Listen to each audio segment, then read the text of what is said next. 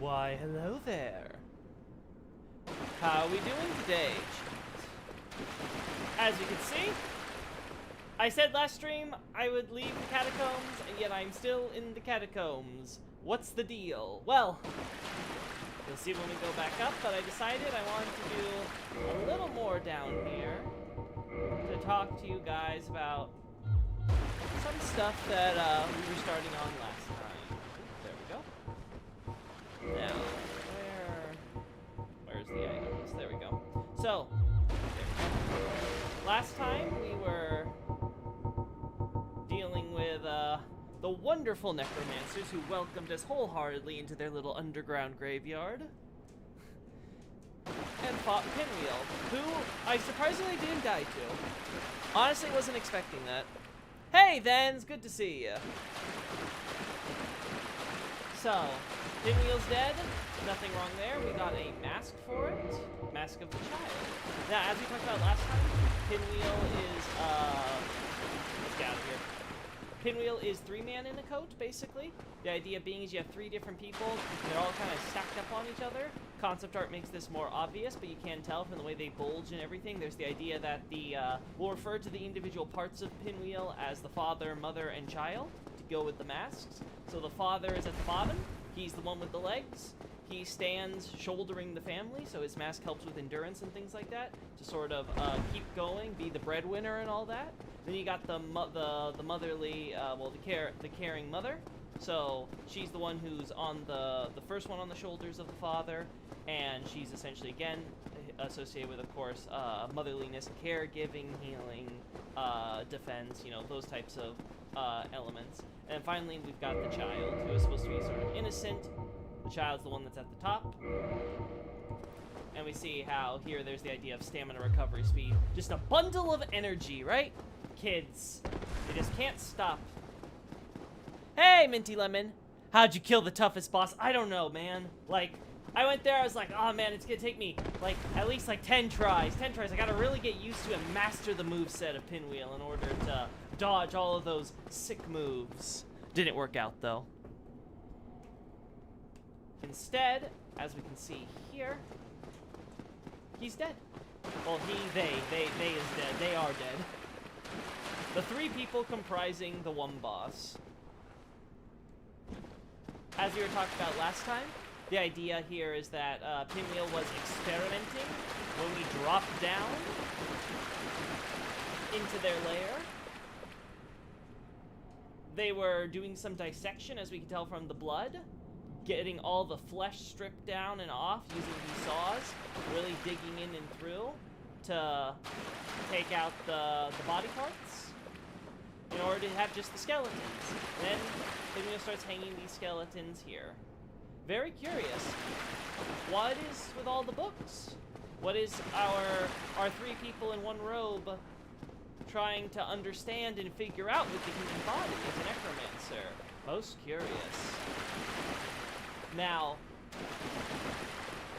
we will be talking more about Pinwheel in that regard as we head deeper into the Tomb of the Giants, but suffice to say, it's worth noticing how, again, with the father, mother, and child masks, we can think of this association between family and death being made, and how that will play going forward. Now, I would go through here if we got Laudrek's tip. I want to get his tip, though, before we go save Rhea, so I guess we're going to have to come here later and meet Patches. Oh, well. In the meantime, we can talk about what Pinwheel gave us, the rite of kindling. Looks like Rhea, Petrus, and company went a little too far. It shouldn't have gone to the Tomb of the Giants. As we learned, Tomb of the Giants is where Nito is, and their reasoning... yeah, here it is. Oh, here it is under key items. Is going for the rite of kindling. Now, as I talked about before, it's more like a secret rite, and the kindling meaning like fire fueling, the idea that you fuel the fire. We get this idea that the idea is the rite that we currently perform is something that's supposed to be passed down, that's supposed to be inherited to the clerics, right? But any undead can do this, right? It does, as we proved at the bonfire. They're supposed to be the ones who receive it, however. But they didn't, and they instead go on a mission trying to hunt for it in, apparently, the Catacombs and ultimately the Tomb of the Giants. because they're trying to get it from Nito, who, as we know, is at the heart of the Tomb of the Giants. As we can see here is the idea that Pinwheel has this, and the mask, if we look closely, has the idea that Pinwheel is the necromancer who's master of the Catacombs, but stole power from the Gravelord. This seems to be the power that is being referenced here. The idea being is that Nito apparently is the one who created these rites, which again makes sense. Power of death and all that related to bonfires. Bonfires, if we look closely, they're made using the bones of the undead for fuel, right? So instead of using firewood, use undead bones. As a result of that, we light the flame of the first flame that's connected to the bonfires, connect us all there, and then move right along. And then if we can, with humanity, we'll be able to we can come back and raise the flames even further, sacrificing our human soul for that. So again, the death is incredibly steeped in bonfires. So you can imagine how it wasn't just Gwyn and Anne Orlando working on these things. It's under key items. I gotta get used to this menu compared to the other games. It's also Nito being there, so there's the idea there was a collaboration. But something happened, because Nito never gave the secret rite, right? Like, he gave one rite, but then the more powerful version, he never handed off to the clerics, and when the clerics go, they get killed. So instead, it's become this thing. But then, somewhere down the line after that, Pinwheel steals the secret rite and takes it. Well, what's Pinwheel doing with the secret rite related to undead? Necromancer about death? What's the interest in the undead here? Does that have anything to do with the experiments that Pinwheel's performing? Again, we will explore this more as we get into the tomb. But suffice to say that the Catacombs already start piquing our interest into what has gone on in the history here. Now, I have killed all the enemies. No wheels here. We'll get to in a second, buddy. Again, as we can see, the water in Pinwheel's chamber, you can see how it flows in from the water here. So water, of course, crashing down from all the way up here. Again, we can see how we traveled all the way down this valley. I think we're about close to the entrance up here. Because if I recall correctly, Tomb of the Giants and New Londo overlap as far as the maps themselves are concerned. Obviously, you can't notice that with how deep and topsy-turvy these areas get, so the game makes you forget. But there is the idea that Tomb of the Giants and New Londo are essentially right next to each other in these underground caverns. But all those bridges we crossed to get here, there's, again, the waterfall I mentioned. You can see where this waterfall likely comes from is a stream that flows between Sen's Fortress and the old church in the Undead Parish.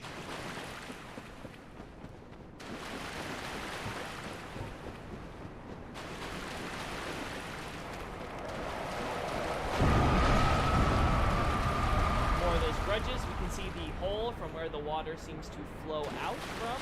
As we can see, the waterfall flows down into like some rock face, and that seems to get to the bottom here. So nice little continuity there for the landmass. All the skeletons haphazardly drop down here.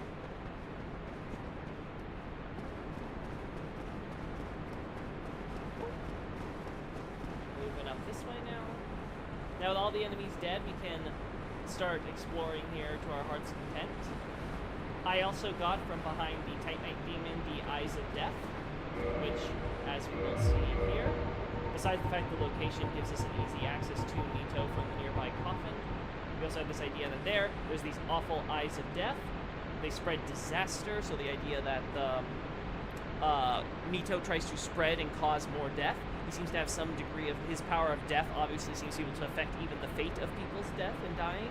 And the idea being is that he can make essentially make your fate more deadly. You're more likely to die. And this is simulated by the game creating special black, I think they're black phantoms who will spawn into your areas, and until you deal with the Gravelord servant who use the Eyes of Death in this ritual in order to spread that death to you upon you, you will continue to be essentially suffer that. So either you die to the enemies there, or you challenge the servant. But if you challenge the Gravelord servant, you might end up getting killed, and then your now dead eyes will be taken and harvested anyway. So therefore, you spread more death, right? So it's almost again, there's this idea of almost like a disease. It's being compared to as the idea of like you keep on proliferating naked, right? So I've talked about before. The opening cinematic doesn't tell us that Nito has a miasma of death and disease. It's just a miasma of death. But the fact that the term miasma, which is associated with diseases commonly, is being used to describe death gives us the idea. Death is like a disease, entropy. The idea of, how bacteria break down and cause your body to decay and lose it. In the world of Dark Souls, we don't know if, of course, bacteria and stuff works that way for diseases and all that, but we do get the idea that there is such a thing as entropy. There's the idea that eventually things, after they flourish, they decay, they rot, they waste away, and Nito holds domain over that. Again, there's the Tightening Demon. I got the item, so we don't need to worry about it. We'll go into the coffin later, though, because I first want to get the drop-down stuff here. The game's audio is kind of high. I'll put it down for you, man. Thanks so much. How's this? Is this better? Can you guys hear me now better over the game, or does it need to go a little further? We can drop down here.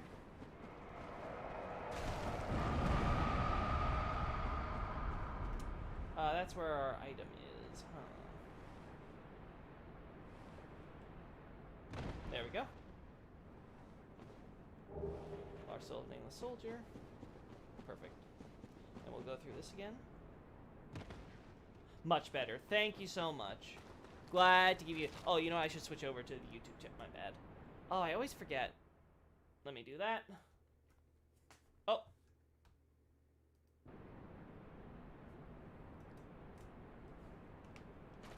Woo! Now we'll go back. Let's go get Vamos now. Come on, vamonos! On to Vamos! I cannot be the only person that made that joke. I almost feel bad for doing it. Almost. There we go. Now, it's worth noting how a lot of these are, like, blocked and sealed chambers. It's probably worth, at this point, talk about how, like I said in past streams, about how characters seem to get to places ahead of us or whatever through the speed of light. Just seemingly seem to zip by us, even with boss and stuff blocking the way. We just have to kind of imagine that there are other paths. These areas are larger or more complicated than obviously what we ultimately explore. They just find a way. At the same time, we also have this idea that some of the areas we get kind of like are blocked off or sealed or what have you. Maybe it's lore relevant, maybe it's not. Sometimes you kind of just accept that a game is a game.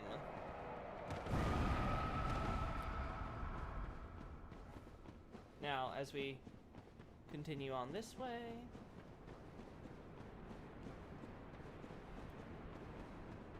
there's that path here.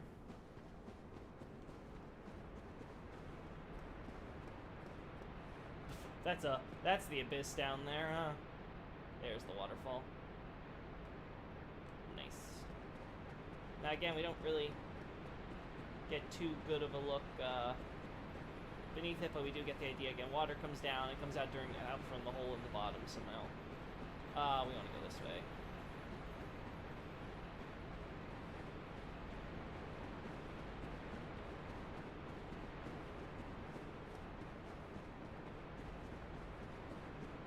Go this way. Oh. Oh.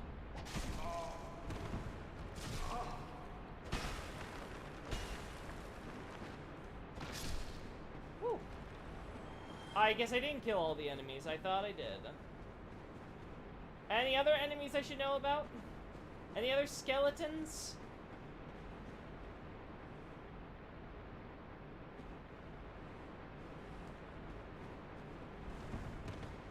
Woo!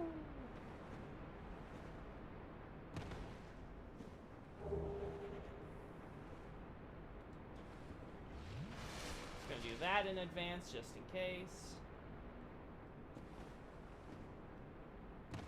There we go. There's Vamos' area. They have Elden Ring fast travel system. They just go from grace point to grace point. Alright, we drop down. And who do we find? We find everyone's favorite skeleton blacksmith. Also our only skeleton blacksmith, but don't tell him that. As we can see, Vamos has made his skeleton somewhat unique by adding some little bits at the end, giving himself a bit of a beard. Be gone with you. You'll spoil my focus. He also has the worst audio quality in the entire game. Like, I don't know what they were doing when it came for his day to record. Musta did it at home.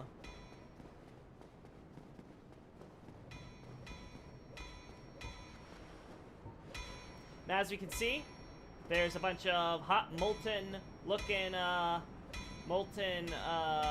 lava in these coffins here. Our man Vamos proves to be a guy who, he's only interested in one thing, and that's to forge fire weapons. He's all about them fire. What's that then? Need some smithing? Then produce me some wares. So now Vamos is very crabby. He doesn't want to do anything but work. He doesn't care about anything but his craft. If you get in the way or distract him, the only thing he'll be like, okay, I'll make you something if it'll make you go away faster. That's essentially what his Japanese dialogue is saying. So the idea is like, okay, listen, you're gonna keep bugging me until I do something, so let me do something, then you'll leave, right? That seems to be his idea. Nothing crazy here. I'm here to smith, not to chit-chat. Yep. I've told you, I'm here for the trade, not for the talk. Enough of your presence. It disturbs me. As we can see, doesn't want to talk or anything, just wants to smith. You are a persistent one, are you not? Yep. But I'm afraid I'm a mere blacksmith. It's just me and my trade. So, very humble. No help to a righteous warrior such as yourself. Right. So again, he's someone who's just like, listen, I'm just a blacksmith. I just do the smithing thing. Nothing for me that I can tell you or share with you that'd be interest of you. You're Mr. Big Fancy Hero wannabe. You are a persistent, but I'm a... Let's see. Can we buy anything from you? Oh, we don't need that, so let's see if that affects anything. Nope. Nothing I want here. Actually, I may want to increase my... No, because I can't ascend. Yeah, he could just give me fire, the fire weapon. Do I want fire? No, because we're going to have to deal with Izalith stuff in the near future. Fire's not going to be good for that. His setup is better than mine, damn! Let's just do repairing.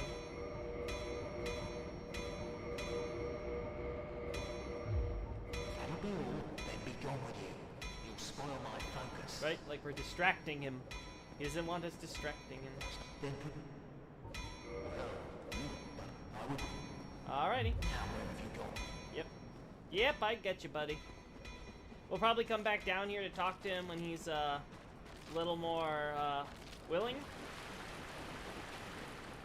Until then, is there anything else I'm forgetting in this area? No, I think that's everything. I think we can go. I think we can finally climb this ladder for the last time.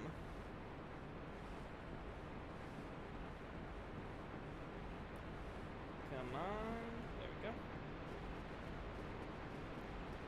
Now, I did kill the Black Knight to kill all the enemies here with the axe. Believe me, he was probably the easiest of them all, honestly, once you got him isolated away from the bone wheels and all that.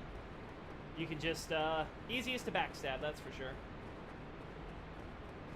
Just frickin' strafe killed them. Also, as you guys can see, my controller is working. I talked about it on my Elden Ring stream yesterday.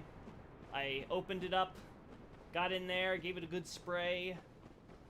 Got all the gunk out, I guess, because everything's working perfectly now. No issues. Just what I like to see.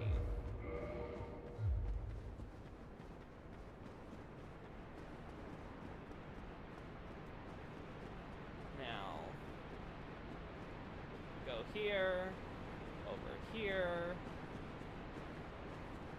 We don't need to go down now, so we'll go up.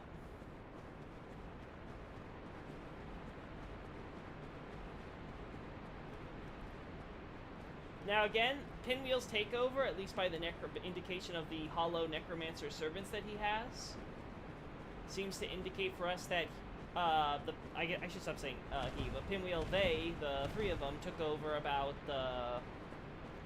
more or less about the time. Oh, you're still alive. Okay. A name? Oh. Oh.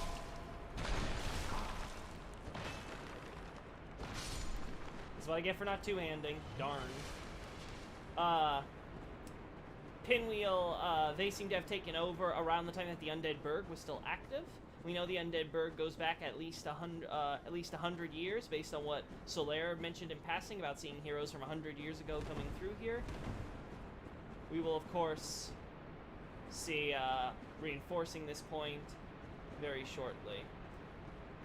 Well, I shouldn't say very shortly. We still have to kill Quelaag, so okay, a little bit while off, but sooner than it will be for when we get back to Tomb of the Giants, I think.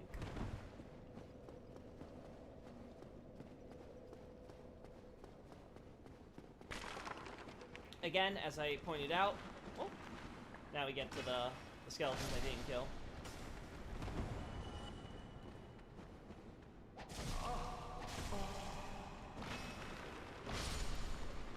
You done, buddy?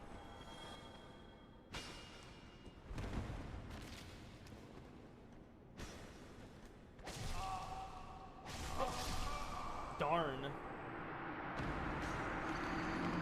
Darn. I should have rested at the top bonfire. I thought, nah, I'll be fine. I was not fine. Oh.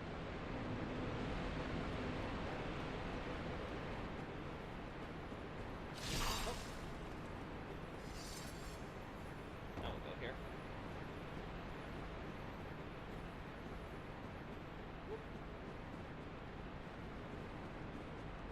Well, now we know. Oh.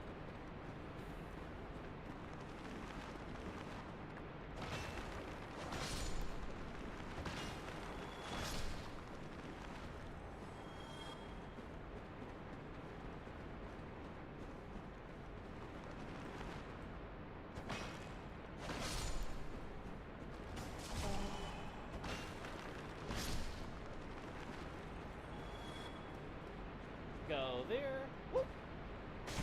That was embarrassing.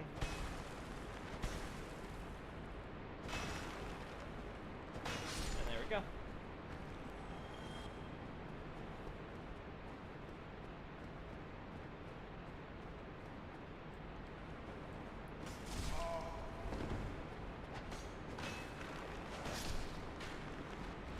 There we go.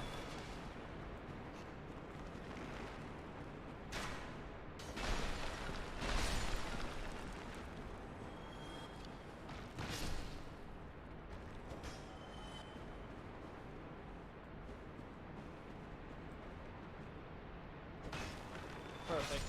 Time that just right. This Morningstar has more range than you think. I saw the link to your first stream at Discord server. I have to say, it's been a while since I finished a 4-hour-long video. I mean, feel free to watch it in pieces. I mean, you're the viewer. Personally, I consume all my media on ×2 speed, so 4 hours for me is just like 2 hours, so it's like relatively short. Plus, I mean, you can always just have this playing in the background while you do other things, so you can just kind of have, like, you know, background music as a way.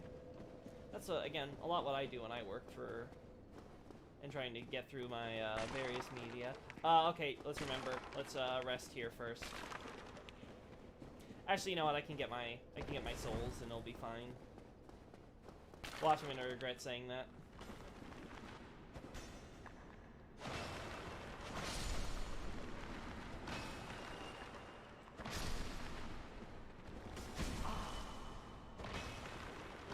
Nope, we're good. As I was saying before we got rudely killed, we could see how the catacombs were seemingly long since abandoned, though. Oh, you know, we have to go back down because I didn't get the... Dang it! I knew I forgot something. We'll rest here, though. But we have to go back down to go to Nito's domain. Want to do that first. Darn. This is what I get when I get distracted. Level up. Endurance. Yeah. More stamina is always a good thing.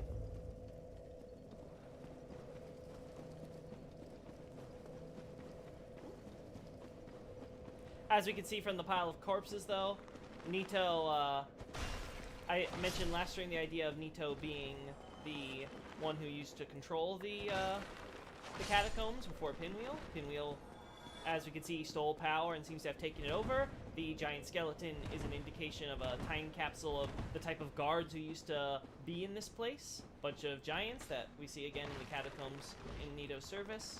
And we will see another giant skeleton in service to Nito shortly, who apparently has his way into the catacombs.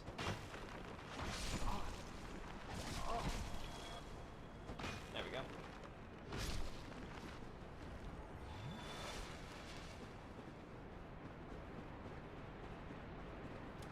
We can... Yeah. Can we... we can also do this, can't we? Yeah.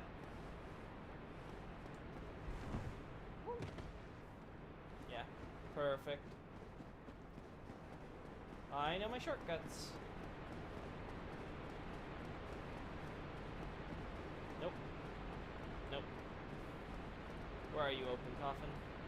Nope. There you are. Nope. Oh. There we go. So we go inside here, and we wait.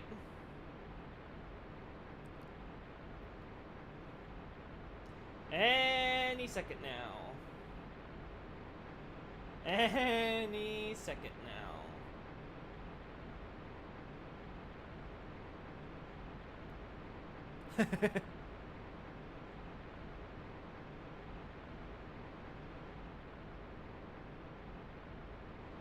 There we go.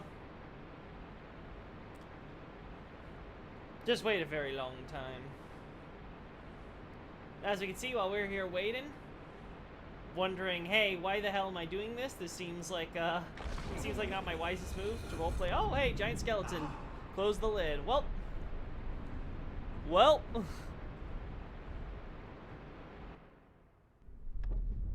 We now make our way back.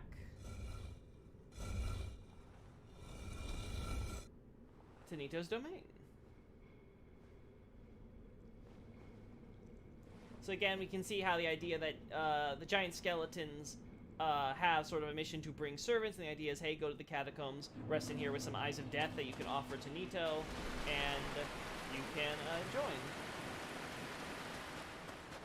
As we can see, this chamber is incredibly wet, lots of water dripping down from above, forming these stalagmites or stalactites or whatever they're called, both top and bottom.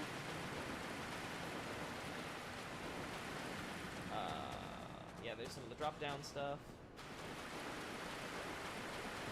Again, another hole where water flows in and things like that, or flows out. And finally, of course, we have Nito. Now, as you can see here, we have come here as an ally, so Nito's not exiting the coffin, giving us a chance to kill him as a boss. Nito sort of just rests there without even his aura of death manifest at this juncture. He's just in his skeletal form. Though it's very hard to see from where we're at. Now, much has been made about the coffins found next to Nito. This one, which is a little smaller than his. But if you actually look incredibly closely, I don't know if we can actually see this. Let's get the brightness up, though. Maybe we'll be able to. Yeah, I don't think it'll show up. But if you look incredibly close, there's actually a, there it is. Another coffin you can see sticking out here behind some of the stalactites. So it's not alone, and given the way that it's hidden there behind the rock walls and stuff like that, we're likely to believe that there are a lot more coffins like this behind this rock here and possibly around here more. The idea, of course, is that this chamber, as I've mentioned before from, like, the Gravelord miracles, tells us in the Japanese that this is the, he's sleeping in, well, he's resting in the place where the gods rest. So, the idea is that this is the gods' burial chamber here in the Tomb of the Giants. A little separate from the actual giant graveyard, the gods, or as I refer to them for their race, the medials, have their own little place they can go to. Now, this coffin is, of course, empty, but we can see more bones at Nito's feet. Now, these bones are, in fact, larger than the human bones. Clearly, just compare my head to the ones above me. But they are not giant skeleton bones. They are, in fact, use the human model. This seems to be indicating that these are, in fact, medials, and that their bones are the ones who Nito seems to be using. As we can see, Nito was Godric before Godric, in that he likes to graft body parts to himself, in this case, bones, in order to reformulate himself. Clearly, the guy is not very happy with who he was in life, so in death, we see how he continuously brings others into his fold in order to give himself a new and improved body. Again, recalling the opening cinematic, we see how Nito's miasma of death is on the ground and then slowly bubbles up before it bursts forth with all the bones coming out in their proper place. This is very similar, of course, to what we see when we, like, see a skeleton reconstituting itself from the ground, where all the bones are scattered and they all come up and come back into place, or say when we hit them and then they all come back into place. So you can get the idea that Nito does something similar with his body. He performs these sort of rituals with death in order to kind of reconstitute his form with the powers of necromancy, or the corpse arts is the more literal meaning in Japanese. So again, we can kind of see how the idea with Nito is, hey, we can join his join his covenant and help spread death. Now, the term for servants here has this idea of being a household, or sort of a kinship idea, where we're all essentially part of the family. Again, I recall earlier when I was talking about the idea that there's this association between death and family with Pinwheel. We are seeing the same here with the Gravelord servants. So let's join, because why not? Now, unlike when we make the Way of White Covenant, this one has more of a black and white look to it instead of more of the bright holy look that we see in other cases. The covenant has been established. We can't offer Eyes of Death, so why not? Now again, these are, of course, we don't get any true necromancy spells we learn from him, but we do get these, this magic. Again, the idea being that Nito, the first of the dead, or the first dead as it's rendered here, he rests within the giant catacombs where the gods rest specifically, quietly overseeing all death. So again, he just rests, he just sort of sits back here, enjoys his darkness, his quiet, his death, working on himself while having his servants go out and spread more death to add to his kingdom. Hey, Ellie, welcome on in. Godric is both Nito and Menace. We love our weird arm guys. Yeah. We get to have all the references, yeah. Again, looking here, we can get the idea that Nito basically is sort of doing his own thing. He's not really into the larger politics at play here. And as we talked about earlier, the idea that the secret rite of Kindling was something which he helped worked on with Gwyn, but when he made the after he made the less powerful version, he gave that to the Way of White, and now it becomes the standard thing for all the bonfires. Every undead seems to know this rite. Just intrinsically, the Way of White has just spread that knowledge so far and wide, but the other rite has been secret. And it seems before he could make it unsecret by handing it over to the church, something happened and he decided, no, I'm not going to. And now the church is forced to use violence to try to take it. Unfortunately, they didn't seem to realize that it was already stolen by Pinwheel. That power. Now again, see the same thing here. We're going back.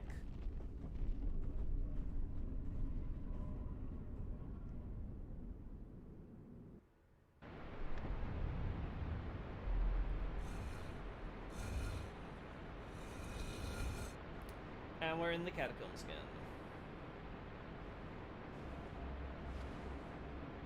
So again, even though there is ostensibly a barrier blocking our way to Gravelord Nito, this does not impede Nito or his servants from getting around still. They can still his giant skeletons can still get in and out of the area of his chamber, dropping off giant stone coffins from the catacombs with it. Again, this gives the idea that Nito was, once these catacombs were built as part of Nito's territory. We established last stream how they were made to bury servants of the gods in Anor Londo. So again, the priests and all that.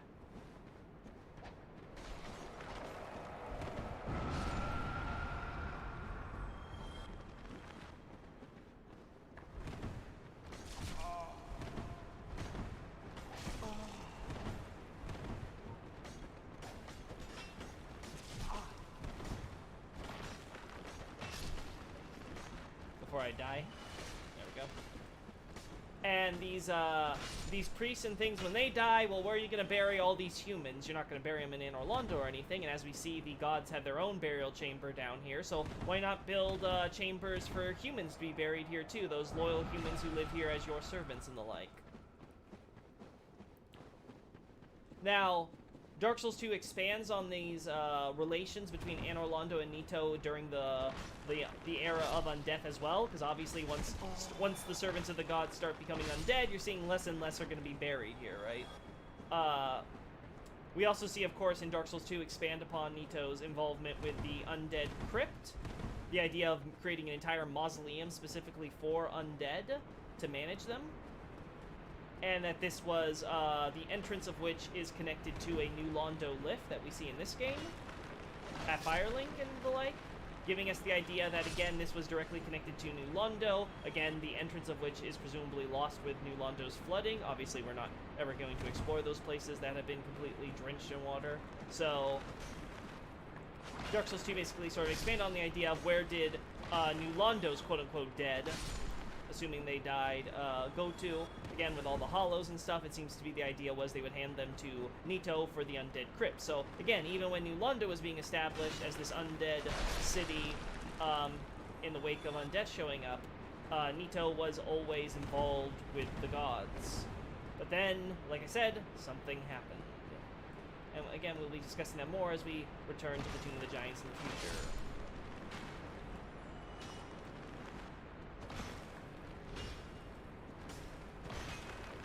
Alright, you're dead.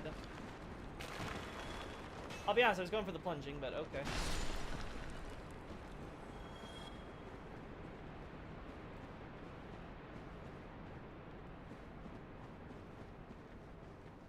Nice, these enemies stay dead.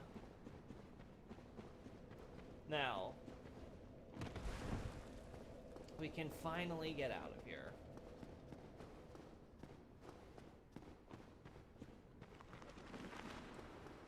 Gonna ignore this.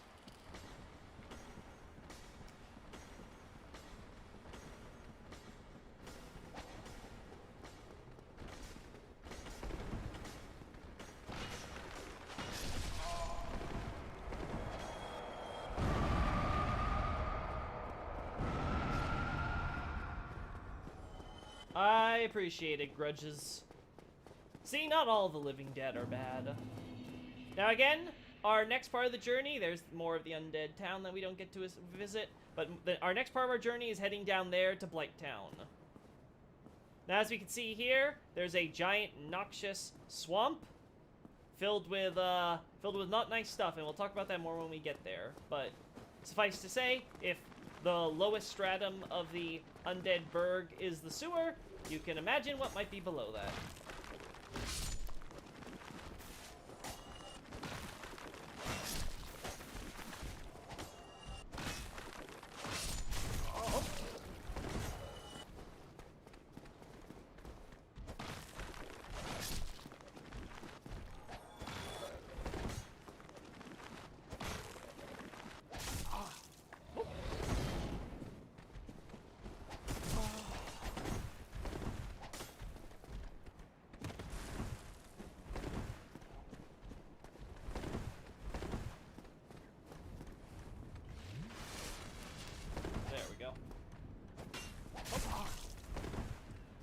Sometimes this range feels longer than it really is, and sometimes it feels shorter than it really is. Really kind of depends on the, how good I'm at with the spacing. There we go. Let's rest at Firelink. Now I want to do the Return to Undead Asylum now, so we get the ring that we need. Well, not really need, but you know, helps. So we'll see how that goes. How much do I need? Oh, please. That's all. Yep. How much do we need for you? 5,000. Can we get 5,000? My teacher, who I imagine still resides in the Great Swamp, had a funny way of putting it. He said that pyromancy is the ultimate fantasy. We are born into dark and warmed by fire, but this fire we cannot touch. Those whose fascination with fire persists learn to hold it in their own hand.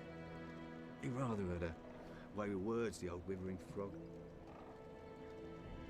So again, there's the idea that pyromancers, harkening back to the opening, sort of rely on that concept of, hey, we are born where fire is not. We're born out of the dark. So therefore, when we have fire, we have this we have this natural attraction or captivation by it. It captivates us, and then as a result of that, we become sort of obsessed with wanting to actually hold the fire, even though we know it's so dangerous and deadly. So. Laurentius' entire shtick is... Be safe, friend. Don't you dare go alone. Laurentius' shtick is that he has this master, of course, back home. Old man, you get the idea of the stereotypical old sensei type. And that he, of course, ended up dying and turning undead. You can imagine multiple causes in the Great Swamp of what might have caused that. But in the end, his master's still around. He's not, but he still has that, he had at least that dream, that desire to live out the pyromancer fantasy of advancing these fire arts, to truly master pyromancy as Izalith had once did. And we'll see that talked about more as we advance our pyromancy flame and truly max it out. I forget how far we have to get it in order... We're not going to need this anymore, so we can put this. I think we have to get this to +10, right? So... It's going to be a lot of investments into stuff in order to... Oh, you... Yeah, you're... Well, I guess these souls are going to go into, we're going to pump these souls into Laudrek for his tip. Anything new for you to say? Yeah, nope. Just Crestfallen Warrior. Just Crestfallen Warrior. Care to pay for a useful tip? I don't know what happened to your voice line the first time there, but sure. It's... Oh, well.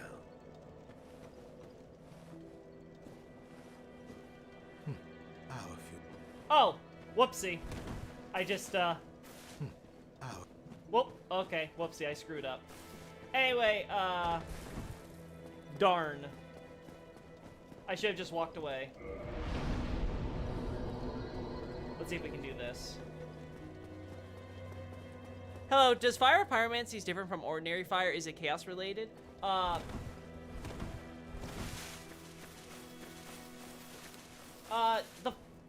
Yes and no. Yes, in that pyromancy flames are passed on from master and student, and following that logic, when you go back down the lineage of pyromancy, eventually the first pyromancy flame connects to chaos pyromancy. Yes, but the as far as like our modern pyromancy flame is concerned, obviously it might have that power latent within it, as we'll see with Quaylana. Her pyromancy flame has that, but clearly it's been stripped pretty bare by this point again.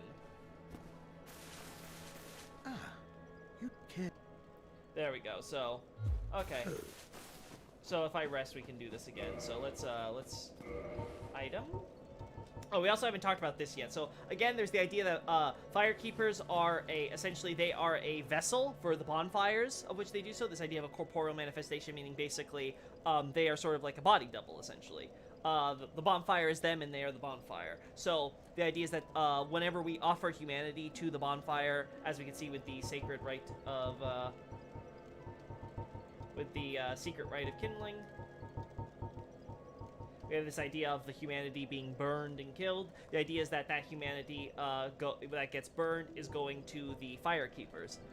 Again, time-space shenanigans. As we can see, light is time, and therefore time is inexorably connected to space. So there's a lot of time-space stuff that goes on with fire and sunlight. Again, see the whole flow of time is stagnant deal with the first flame fading in Lordran. So same concept we have here. We'll see lots of type of magic like that. when it comes to the gods and sunlight and the power of fire and all that. But the important bit is the current situation with Firekeepers. Right, here we go. With Firekeeper souls, is that, as we can see, it's got all these tendrils that's almost like grayish white turning. Very likely these are supposed to represent the humanity. If we use it, we get plenty of humanity from it.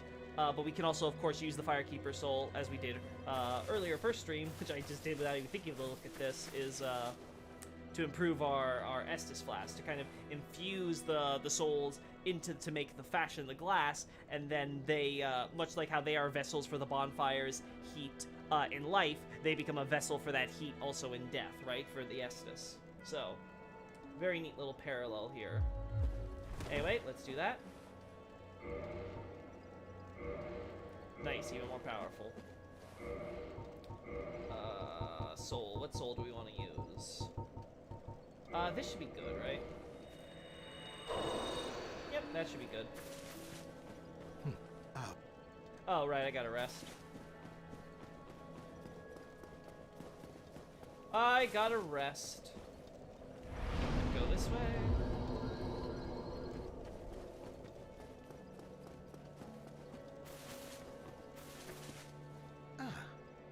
There we go. Now we get the tip. A wise choice indeed. Maiden Thurland and her followers recently arrived in this land, but she became stranded deep below the catacombs. Her followers either fled or were reduced to hollows, leaving Maiden Thurland all alone. Not a bad tip, huh? A Nubar cleric would be replete with humanity. Okay, so there's a lot to go through with that. So, first off, the use of Maiden Thorland. As we talked about last time with Rhea, when Petrus says that Rhea is from the youngest daughter of the good house of Thorland, that's all bullshit. What the text is actually saying is that she is a daughter of a prestigious family in Thorland. Because again, we established Thorland is a place, not a family. So again, that's what the text is actually saying. That got butchered in localization. So again, when he's calling her Maiden Thorland, the Japanese is actually saying a saint or saintess or holy woman of Thorland. So the idea is that this, from the country, there's the country of Thorland or Londo, as we talked about before. The idea being is that it's the haven of the sun in the same way that Anor Londo is the haven of the sun. But that's where the current chief god, the leader of the gods, Lloyd, is acting. And that's where we get the title of quote-unquote All-Father from. But anyway, the idea being is that Maiden, not Anastasia. Rhea is a quote-unquote holy woman, saint, saintess, however you want to render that. Obviously, it's rendered as saint in Dark Souls 3 with Irina, who again wears the same traveling uniform as Rhea and as Anastasia, but we'll get to that later. But the point being is that Rhea, she went down with her followers, right, with Petrus, as we're told. What he tells us, though, is that she's now stuck down there.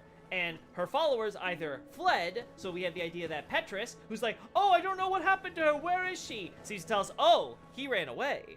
And then there's the idea, of course, of the others turning hollow. So Vince and Nico, well, they turned hollow, apparently. Things didn't work out. And she's stuck there all alone. So hey, if you go down there, there's lots of humanity, and like Laudrek told us earlier, just kill humanity, take it from someone else, it'd be great. And there's finally the notion of, oh, a nubile, in this case what they're trying to say is a young cleric, doesn't mean like sexually mature or anything like that, like Laudrek, get your mind out of the gutter. A young clergyman, or clergywoman in this case, is essentially going to totally have lots of humanity. Again, this goes back to the idea that Lloyd and his warriors commit undead hunts. The idea that his cleric knights go around essentially dealing with the zombie horde of hollows and undead, making everyone in the world of man be like, oh my god, we love the church, thank you so much, you protect us from all of these hollows and stuff, right? We keep the faith. The idea, of course, being that obviously if you're very young, you're probably going to be the one that's sent on the front lines more than, say, the old, high-ranking, the old codgers in the higher ranks who are able to sit pretty at church while they send all the young clergymen to risk their lives. As we can see in the case of Vince, Nico, and Rhea, seems like a hunt went wrong and they ended up dying, but it would make sense given how Rhea has so much humanity that she's done it by hunting the undead. Though obviously, she proves to not be much of a fighter. She's mostly just got her fists and her miracles. Vince and Nico are the ones who seem to be the serious fighters. She's mostly there for support. Again, she comes from a very high-ranking background in her family, so she hasn't ever worked a hard day. She's never done a hard day's work in her life. So. Oh yeah. Almost made a mistake there. First, we will talk to Laudrek here because he does have more that he has to say. So. That tip I gave you. I heard it from a fleeing old man. That poor bastard. All his robes and trinkets won't help him now. Now again, this isn't exactly this isn't totally accurate to what the Japanese says. What the Japanese is basically saying that, you know, for all of his posturing and acting all high and mighty, he was the really lowly bastard because he's the one who essentially, an old man who just ran away. He abandoned Rhea. He fled rather than stay and try to rescue her. Right? He tried to save his own skin. Which, again, that explains a lot about why Petrus is so distracted and be like, "Oh no, milady, where could you gone?" Right? He's trying to act, but he's like really distracted because it's like, oh god, as we established last time, the Way of White, ostensibly at least, it seems the idea with their mission is if you succeed in the undead mission, you get to go back, even though you're undead, and join human society in Thorland. So that means that Rhea and company are expected to succeed, go back, and then she can go back to her household and all that. But now Petrus has a problem where he was in charge of making sure this mission succeeded for them, but he fled and abandoned her to her fate. And it's like, okay, well, what the hell? Now if I go back to Thorland, they're going to be wondering why the hell they aren't back. Are they going to believe my excuses? Like he's obviously got a lot on his mind on what his next move is, because he ran like a coward. Because again, as we see, Petrus is not the stalwart man of God that he likes to pretend he is. He's rather a corrupt cleric through and through. Oh, hello there. So now we have you spoken with Sir Laudrek? Yep. Splendid. In the depths of the catacombs, Milady slipped off the giant's coffin and into a hole. Her two companions are no longer human, and the lass weeps in solitude. Right now, you could do as you please with her. The poor little purebred is entirely helpless. Now, this again, the localization butchered this, so there's a bunch of mixed messaging. The effectiveness of the we'll get back to that in a second. Depend. Yeah. So, this has caused so much confusion with people because because the way his dialogue is like, oh, she slid down the coffin stuff, so it sounds like, oh, like he's lying to us even in this situation. No, he's not. All he says is, oh, you talked to Laudrek. Oh, wonderful. So the idea is that he talked to Laudrek to have Rhea killed, but Laudrek doesn't want to go all the way to the catacombs, so he just pawns off of us. He gives us the tip, so we can do it for him, and he gets some souls out of it, right? So it's like, okay, we'll do the mission in his place. He gets the souls, and he doesn't have to, risk braving the catacombs. And what Petrus is saying here is that, oh, you can find her by going down beyond the catacombs in the Tomb of the Giants. You have to slide down a coffin. So he's not telling you that she slid down the coffin. He's saying that you'll need to go beyond by sliding down a coffin to get there. And that's actually how we do it, right? We slide down the coffin, and there's patches right over the ledge where we can drop down to meet Rhea, right? So again, he's just relaying the information. He's like, oh, you got the job. You heard from Laudrek. You're doing the job now. Okay, good. Let me give you the rundown. Okay, go down there. Go beyond the coffin there. She's all helpless. Her companions are gone in hollows. She's a helpless little noble woman who's never again done anything like Laudrek here. Laudrek's had to actually live as a knight. He's not, even though he's obviously got a storied family, he's nowhere near as elite as Rhea, and she's someone who's never had to lift a finger for anything. So she won't be able to do anything. So you can just go down there, kill her, and be done with it. And that's why we see now the idea that, okay, his mission right now, his concern is what to do when he gets back to Thorland. But what happens if he goes back to Thorland, but then Rhea comes back right afterwards? Then she can contradict his story and be like, you left me, you abandoned me, and now Petrus is really scared, right? So he's got to get his story straight, he's got to worry about how he's going to explain everything to the higher-ups, and now he wants to make sure that Rhea is for sure dead. So that way she doesn't possibly make her way back and contradict him. Like, that's his biggest fear, and that's why he wants, that's why he's so desperate to make sure she's dead, even though she's in a situation where she's almost guaranteed to. He's not taking any chances. So he'll point any undead willing to slay her. Okay, so that's all done. Now, we can...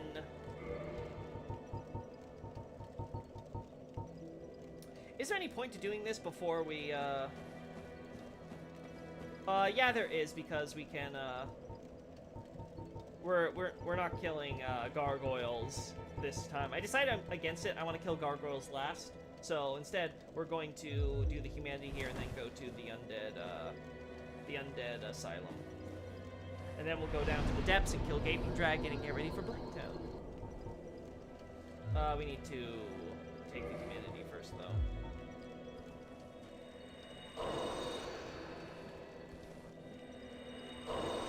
We need 3 to get this to 20, right? So, let's do it. Nope, can't do it while hollow. We reverse hollowing. Gotta also remember when we go down to the depths, I need to be in human form so we can face Kirk.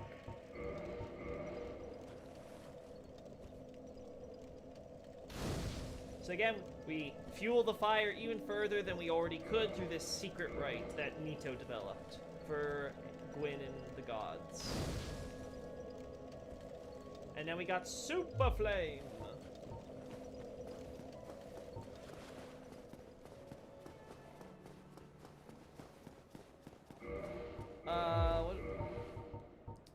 We might be able to get a level up for our thing here, so, you know, yeah, equip.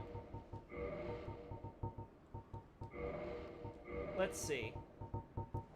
Because how much do we need? If not, we can do Undead Asylum, and then we'll definitely do it. Oh, as always. Yep.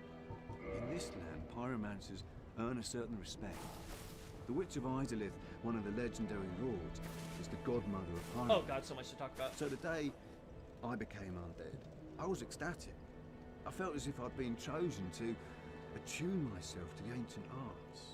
Of course, it wasn't all that romantic in the end.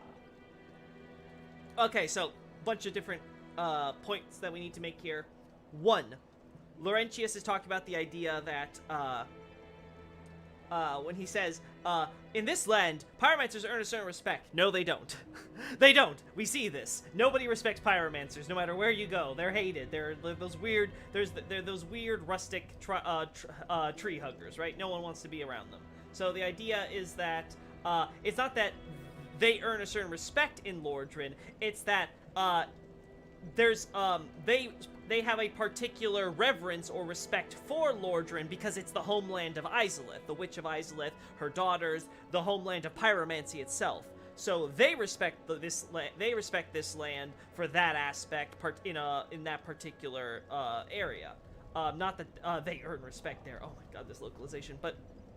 There's also the idea that the Witch of Izalith is the quote-unquote godmother of pyromancy. Now, the term is actually used as just a quote-unquote founder, pioneer, but it's prefaced by this concept meaning like the original or the source, so the idea being is that she is the original founder of pyromancy. So what we see is when Quelana is referred to as the mother of pyromancy versus the witch being referred to as the godmother, it's the idea that they are both founders of pyromancy, but the idea being is that the witch is sort of like the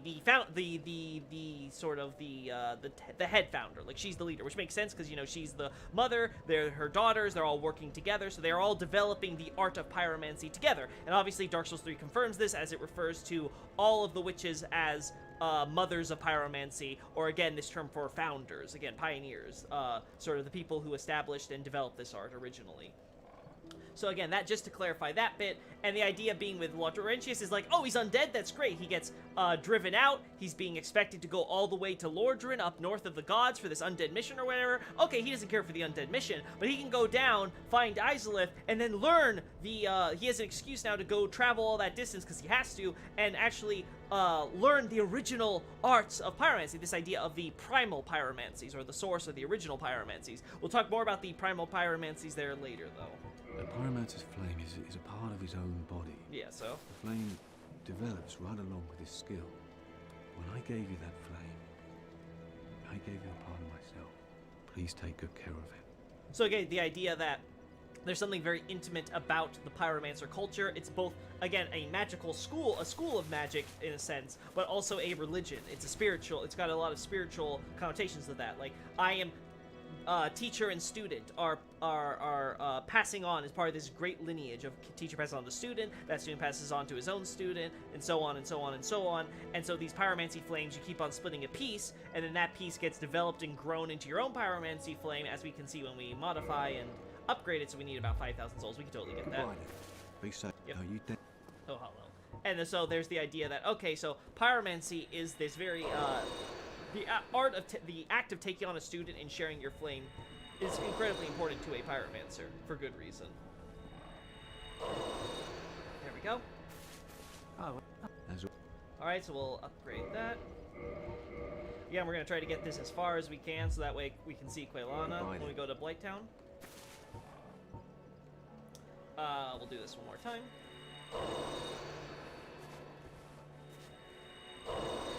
Again, one reason to get the remaster. You don't have to deal with this. oh, Modify. We need a little bit more. I'll be right back. Let me kill some skellies real quick.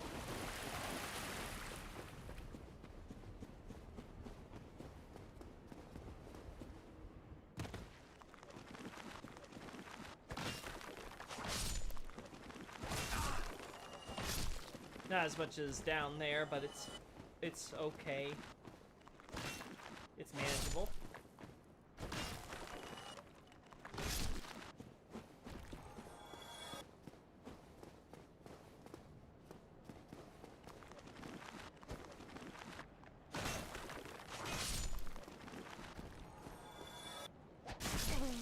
Nice.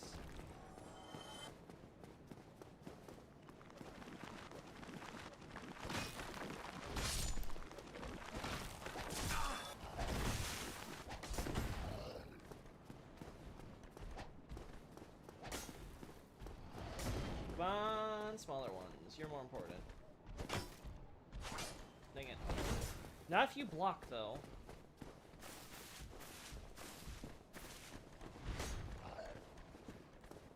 Giant's not even that bad. Ah, dang it, too early. Should have gone for the charge attack.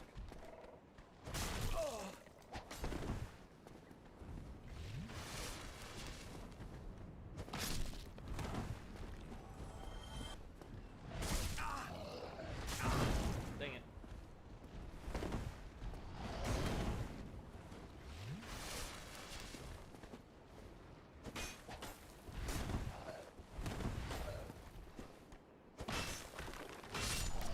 Nice. There we go. And yeah, that's what we wanted. Alright, so that's done. Oh. Ah! If only I had Elden Ring jumping. Just give me Elden Ring jumping, Dark Souls. I'm sure it won't break your game too bad. Just add more death boxes. oh, hello there. I'm pleased to see you as all. Yep. So we will modify. Now we need 85k. Goodbye then. All this so I can see a witch.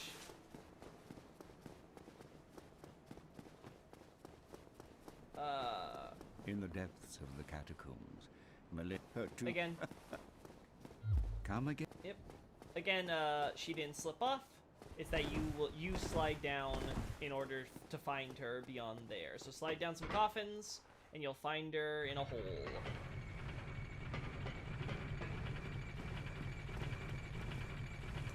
Alright. See if I can make this. Ah, that's too far. Oh boy, this is gonna take a few tries. I can already see it. I can already see it. This isn't gonna be easy. For me, at least. God, I miss when we had L3 jumping.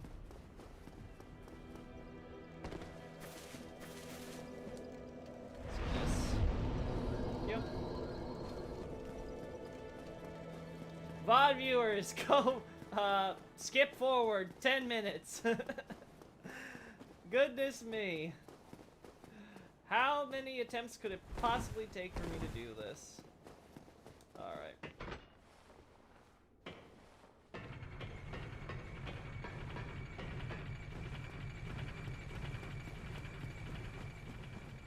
Oh. There, it just didn't jump. Okay.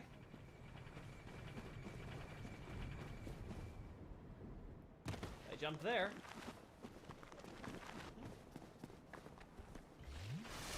I'm not even gonna. Just gonna go straight for it.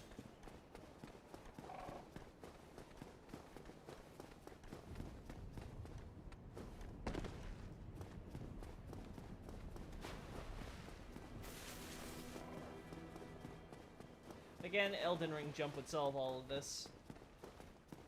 Solve all this hassle.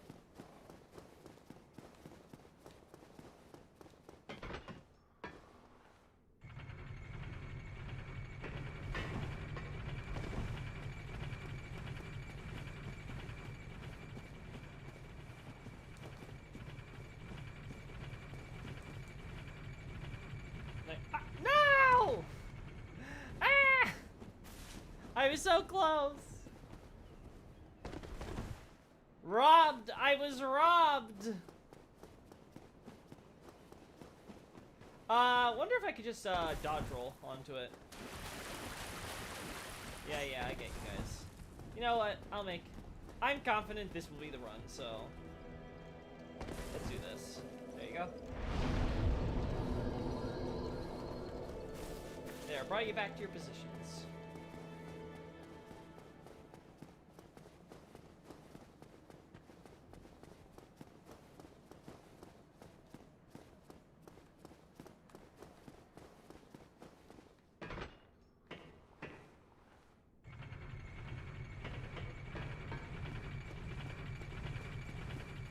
Okay.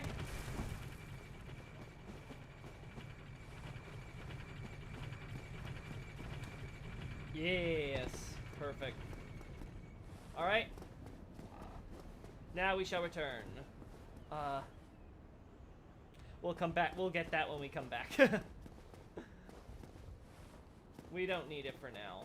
I don't know if we're gonna do Stray Demon. We might come back for that. Lots of standing around waiting for people to do stuff, huh? That's the stream, it seems. Come on, Crow. Come on. Come on. Hey, Velka. Tell your crows. There we go. Damn stupid bird.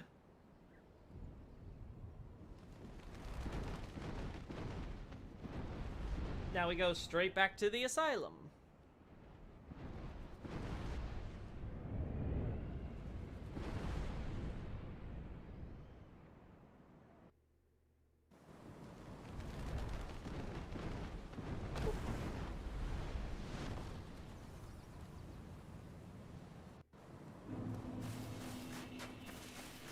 As we can see, things have changed since we were last here.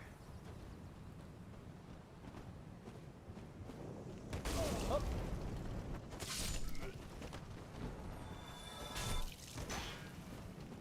Now we see how the inmates are running the asylum, as it were. They seem to have come out with their torches and ready to try to make their escape if they weren't hollows already.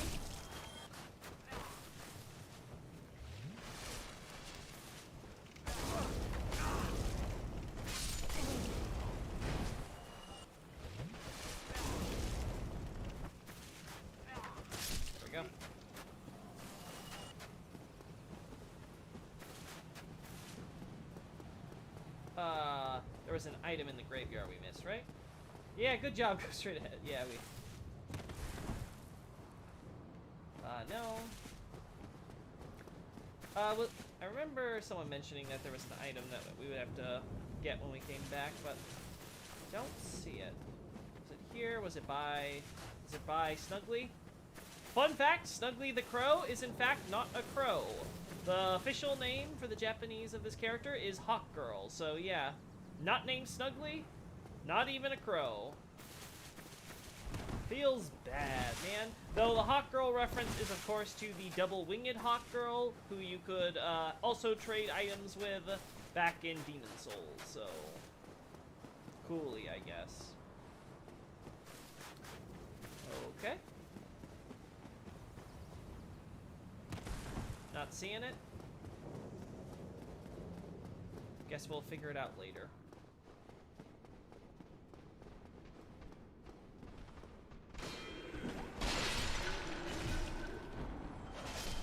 There we go. Now again, we have all this, all of this to go through. Let's start with good old Oscar. Now again, Oscar died in Undead, so when we get our return trip, Miyazaki felt it only appropriate to let us encounter his hollow.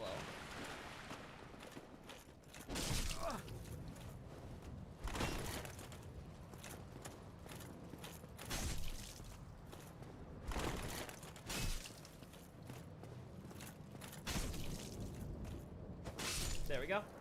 So again, we get the idea that Oscar, even though he died human when he woke back up, he was no longer himself. His soul had all but been gobbled all up by his dark sign, his curse, and he became the monster. Now, as we talked about before, we get his armor from Darkroot Garden in reference, likely sort of in-joke by the developers, to how Oscar used to be encountered there. As part of his quest line when he survived past the Asylum. As a result, his armor is sort of worded as if we just collected it from him, kind of spoiling for us the fact that, you know, he ended up going hollow. And we get, of course, a similar shield here that reminds us again the idea he's a nameless knight. The idea being he's a elite knight as we see the set called, but the idea of a high-ranked knight from Astora. The idea being is that he was someone of particularly notable status, particularly strong, particularly noble among the knights there. Compared to, say, when we become a knight, we're like a low-rank knight by comparison. And again, we have the idea that lots of protection against magic. Now, there is no dark damage in this game, but we do get the idea that this shield protects against magic, and again, we can actually have the dark actually expressed as magic damage. So again, this connection of evil eye tying into why Astora has become such a religious nation. Yep, that's about only thing we're seeing here. We can go up and around.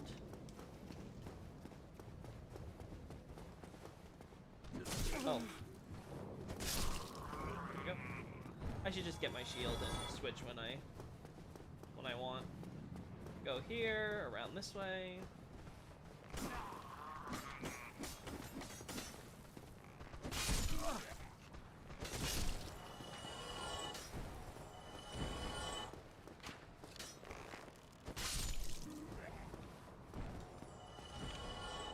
Now there's two of you.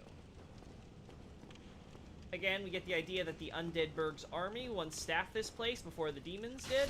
Obviously, the Undeadburg soldiers didn't succeed in their duties, and so the demons are now taking over. We will, of course, be discussing more the idea that they are, as I talked about before, prisoners of war of Anor Londo as we continue with Anor Londo and, of course, the Izalith stories. Oh. There we go. Gotta unlock that first. I think we need the key, I think we need to kill Stray Demon, huh? Okay, that's doable. Or is Stray Demon... No, we get the key from somewhere else, don't we? And Stray Demon is separate, I think, maybe? I think you just get a slab from Stray, if I remember correctly. Who knows, though? Nothing here, though, right? Because that's our ring we want. A shackle that we can wear that somehow has gives us the magic power to be able to go through water better. Appreciate it. Trying to escape our chains, as it were. Our limitations, our restraints. Oh. Oh, right.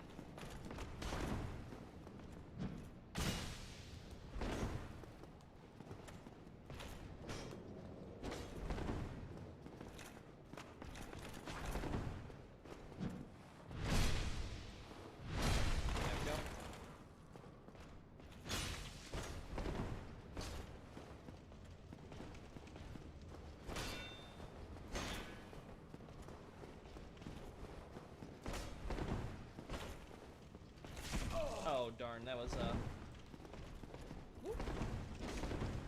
perfect. Let's go into a wider area, huh, friend?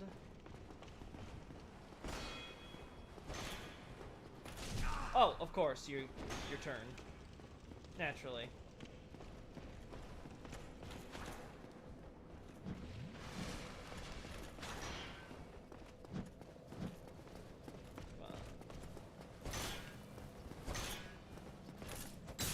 Okay.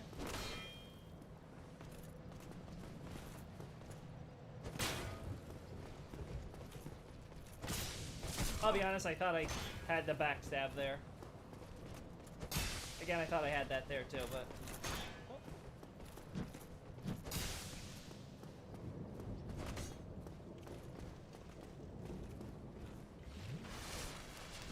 We'll kill you eventually. Come on. Oh, okay, sure.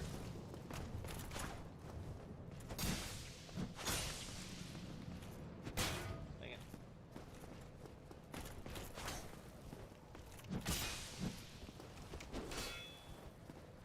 There we go. Goodness me, getting the backstab on you was... There we go, right there. Again, reference to how the demons are found here, and so we can find fire imbued Titanite related to Izalith.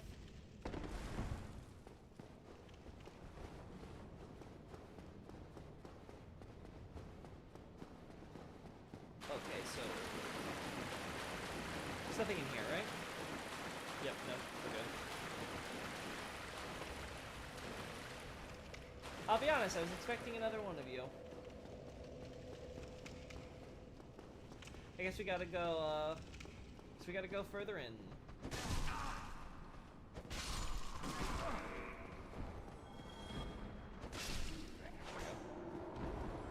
Yeah, I hear you, Stray. Chill out. Yeah, it's okay. It's not gonna be the end of the world.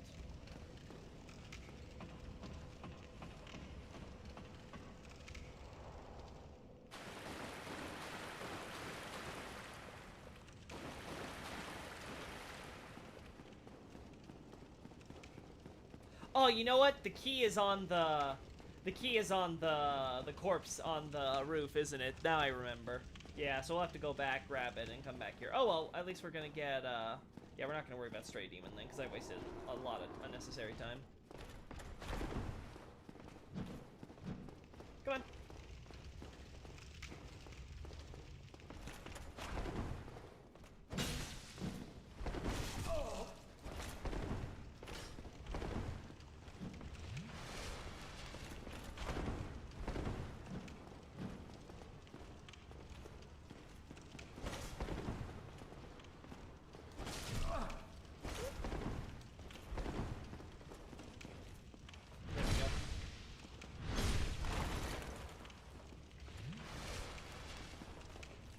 Okay. I'll take it. Oh.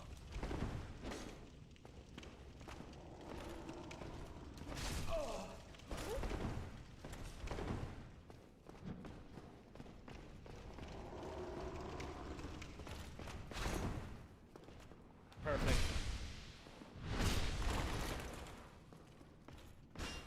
Oh.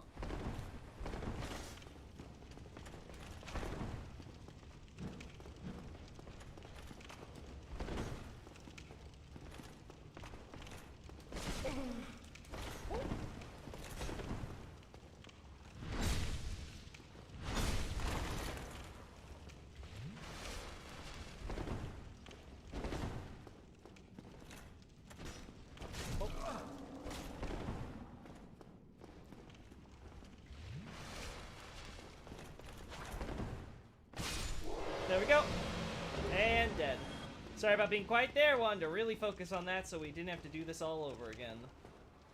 So again, we find a corpse now in our old cell, this time with the peculiar doll. Now your first question might be, why are Black Knights here? Like I said in previous streams, Black Knights are wandering the world ever since they turned to ash. So they can be basically anywhere. You can justify their presence. In this case, to give us stronger enemies to fight in the Asylum for our return trip, the idea is that the Black Knights have managed to wander all the way over here. We also see, of course, from all the differences with these, the Asylum and stuff, time has passed. Things are a little different now. Now you got some torch-bearing hollows kind of coming out of here, trying to escape. You've got some still around here, one holding this doll that got apparently killed by that Black Knight, who we just slain ourselves. The idea, of course, being that this doll is something that was found here.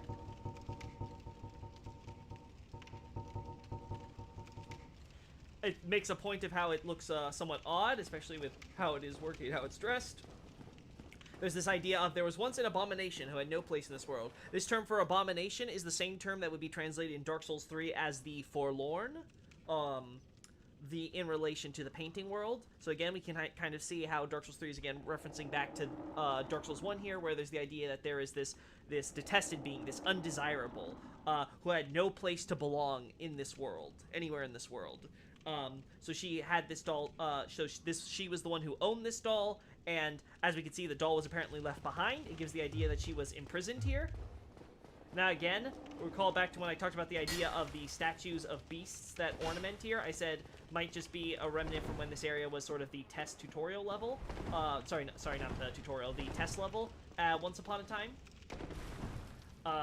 The point being is that perhaps what happened was that's just a remnant from there, but it could also give the idea that this is a prison for undesirables, less than human, or I guess less than medial, we could say in this context, but the point being is, like, you know, they are not persons, they are monsters, beasts, creatures that we'd want to just lock away in a cell like it's a kennel. And there's the idea then that that was what this prison was originally for before it was repurposed for undead, and that this child, as we can presume from the fact that it is a doll, the type of doll that a little girl might stereotypically be given and play with, that she was, again, not drawn into a cold and lonely painting world. The idea that she was guided, led to this place. So the idea is like, okay, she was imprisoned here, but then someone took her and led her to a world of a painting. And now we are essentially being told to look out for this type of cold painting world. Alright.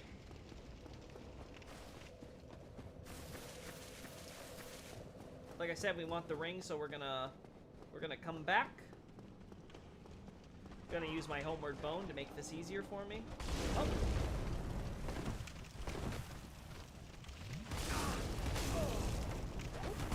Oh. Hey, let me. Nope. That's one way to die. Okay, gotta kill those guys. Got to kill those guys.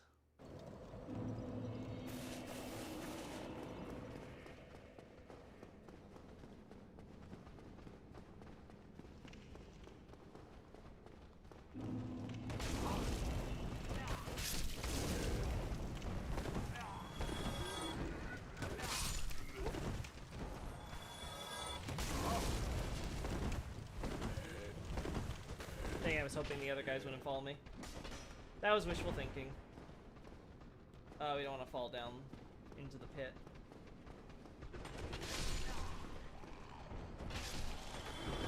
Oh, what are you doing here, buddy?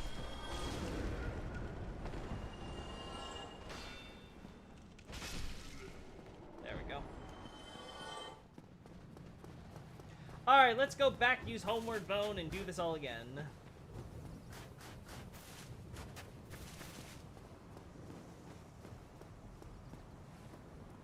Take me home.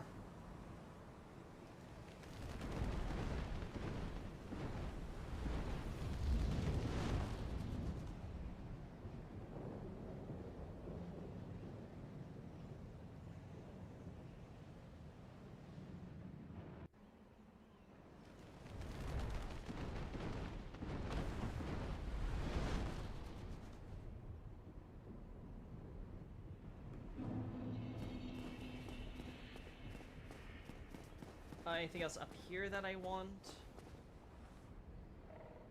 No. Yeah, everything goes evolved back down to this place. Gotcha. Yeah, there's the key. Okay, yeah. Yep.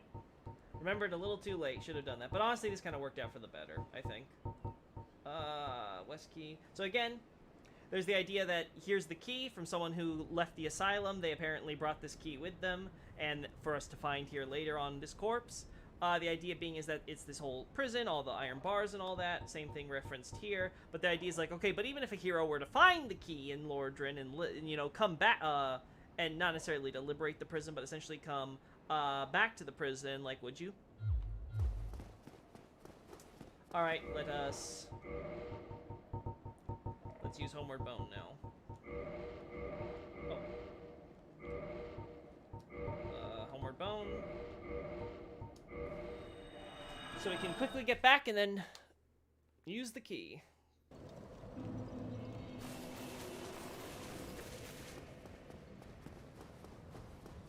We're almost at that 85k point where we can get another upgrade from Laurentia, so I'm feeling pretty good. Pretty good right about now. Now, obviously, I could dump this all into my level up, so we're doing into Pyromancy Flame instead. Oh. For all that, the good that's gonna do me.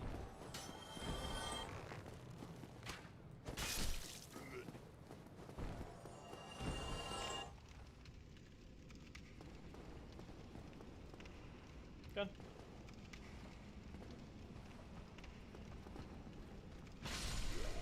You're dead. Dang it. Got the Dark Souls 3 habits. I'm like, I'm waiting for the visceral attack. Alright, we use the key, we open this door, so we can finally get to the broken staircase. And then we get the rusted iron ring. Now this ring, shackle the guilty, getting criminals, things like that. Have the idea that it's covered in blood and stuff, so obviously not lots of nice things happening here, especially when you're trying to break from your restraints. Those who find this strange ring to their liking will be pleased to find it easier to gain footing on poor grounds such as swamps. Now again, the idea of trying to break free of your restraints, you can even argue probably the blood that is staining it, because again, the idea that blood is a medium for the soul, therefore the soul of the prisoners who want to escape their shackles are being similarly reflected here, where we're able to wear this band and therefore be able to break through our limitations of, say, large bodies of water that slow us down, that try to restrict our movement. So again, similar to what we see with Homeward Bone in the Adire, that I want to go home, and that power becomes manifest in an actual power to actually return to the home of, not of your choosing per se, but of your heart of hearts.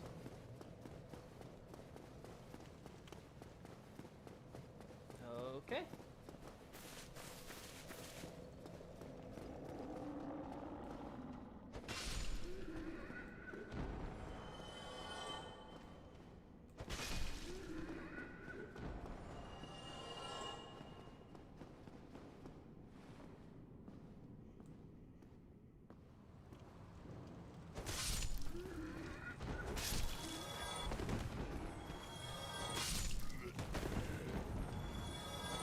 There we go. Nice and clean.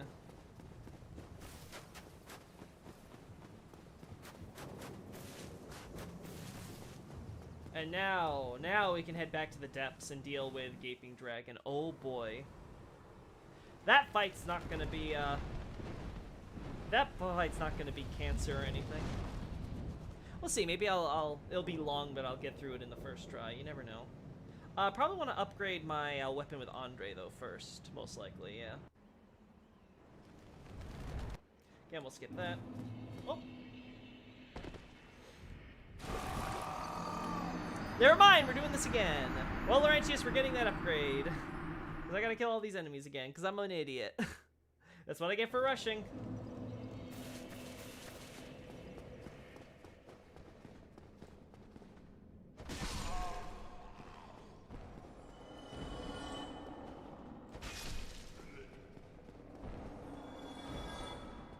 Stray demon, I'm not going down there. I'm not becoming your food. You got so many other inmates to deal with. You even know that your friend is dead.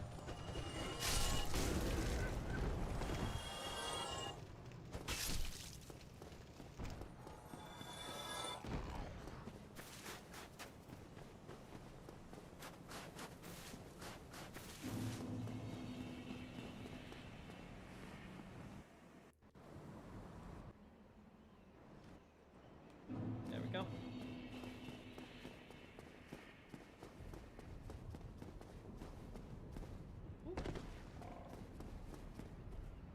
There we go. I can't remember. Is there like a ring of sacrifice or something? I think I already got that, so I think we're good there. Because I don't have a ring of sacrifice anymore, right? Yeah, we'll talk about the rings of sacrifices later. For now.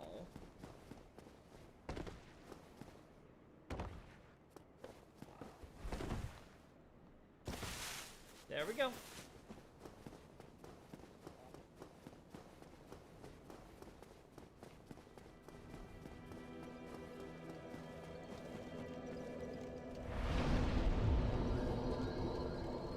Anything new to say, buddy? Mm-hmm. Nope. Laudrek still down there? Yep.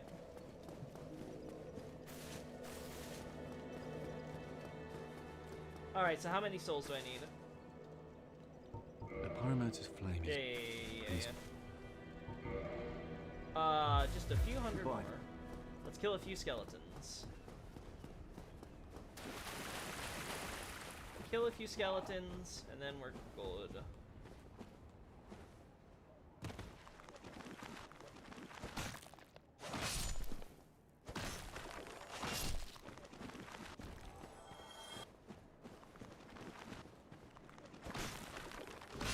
Alright, thank you. Have a nice day. Thanks for the help. I appreciate it.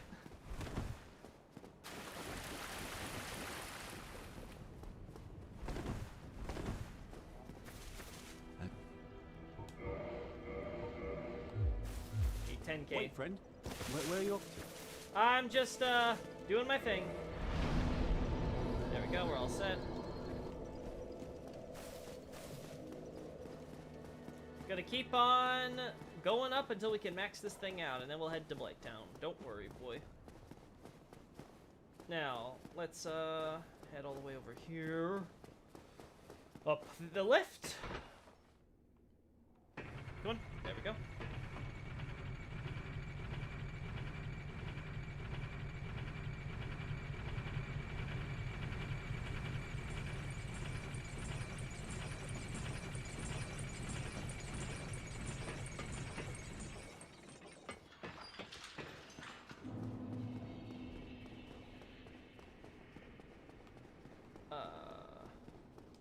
Can we kill you fast? Because I don't know how many souls we're going to need with Andre. I don't know if we're going to keep the Morning Star long term.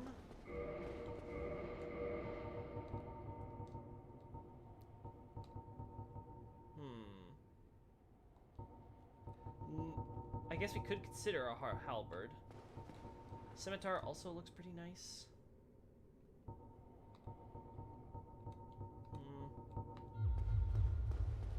Oh, we got a ghost weapon, I see. Oh, we also didn't talk about the Gravelord sword. We'll do that in a sec when we're with Andre then.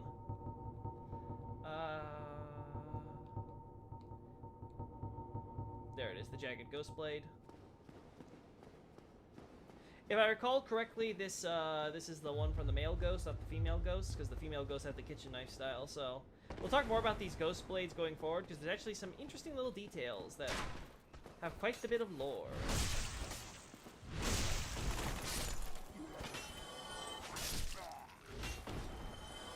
Nice. Alright, that should hopefully be enough for something. Right, Andre? Like, we're out of souls. This is all I got, so...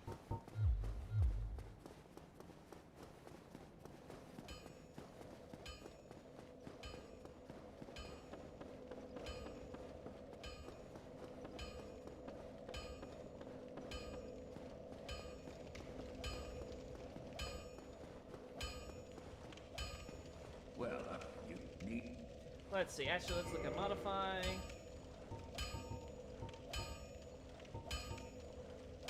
So we could just upgrade this normally.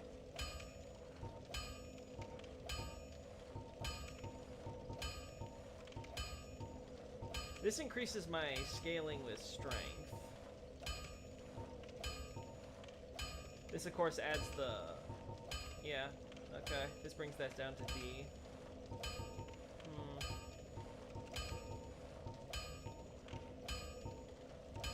This brings it down for raw damage. This is better, I think. Yeah, I think this is better. Better for long term and all.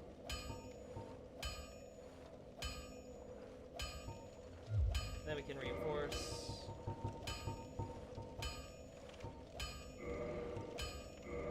There we go. Alright, so that's as good as our Morning Star is going to get for the time. Don't get yourself. Yeah.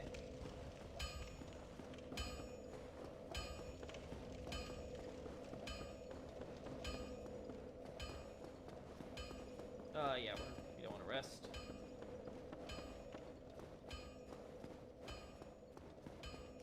So let's go all the way back down to the depths and deal with Gaping Dragon. We're gonna take the path down the chute for the shortcut and everything. Well, then we had a bonfire down there as well.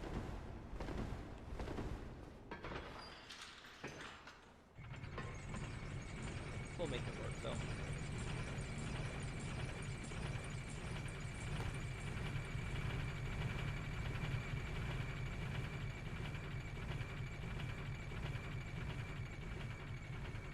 Thank you.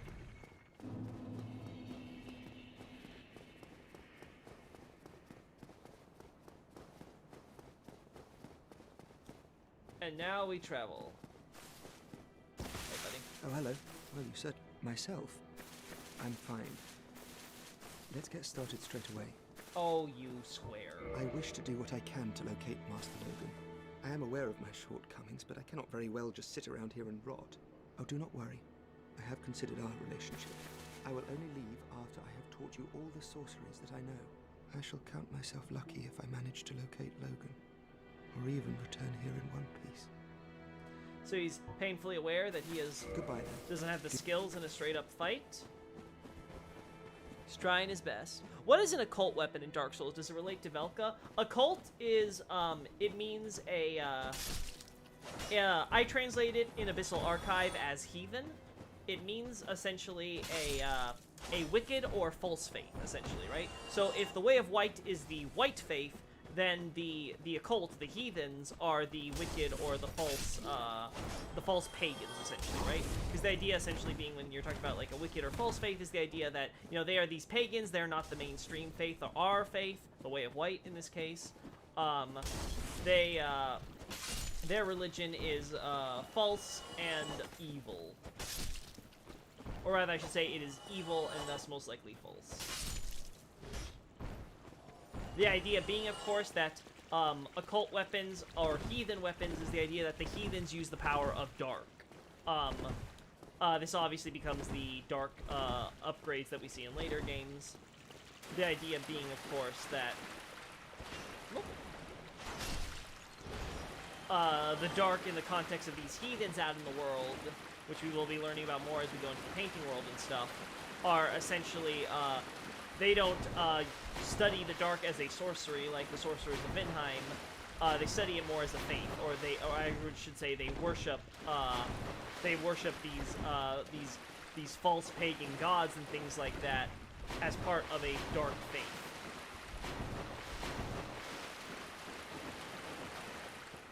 Does it relate to Velka? Only so far as that Velka is a unique among the medials in that she has no reservations about the dark, and in fact, quite gladly uses it in its power. Again, we will be discussing that more as we get into the painting world and can get a full breakdown on Velka as a character and more. Yep, still can't deal with you.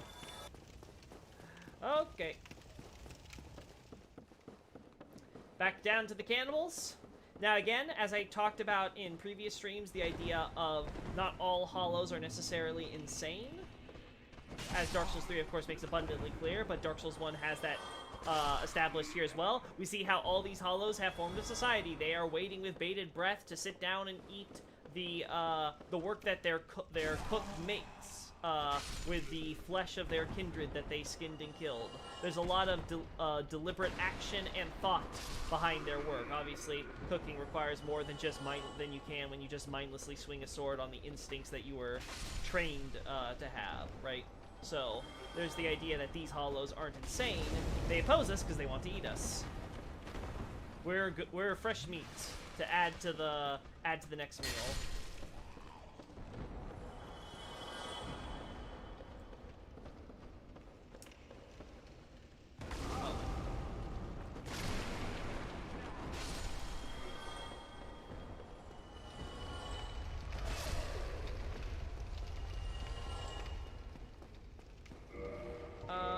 Yeah, we don't have that yet.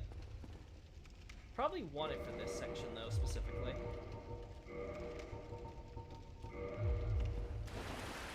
Yep.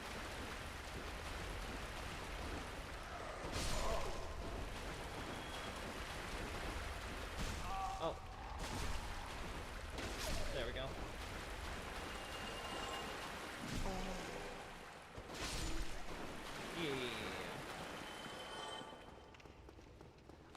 Yeah, we should take the chute down, though. We really should. No, because I have to, I want to take the chute, but you gotta rest at the bonfire here in case we die, so let's go this way. No, that way.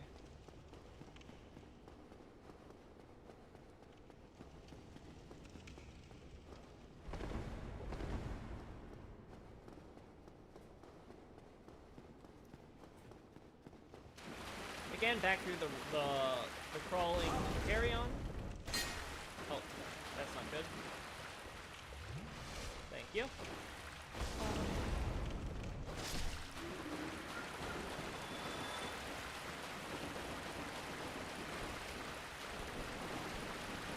Oh, dang it, I thought I could weave past all of them.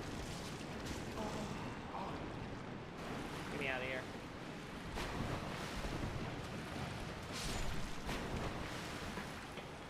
Get me out! Are we still human? No, right? We have to go, we have to become human. Okay. Let me go through that humanity again. I didn't even need to do that, I could just do this. Dumb me. Alright, let's make this stronger.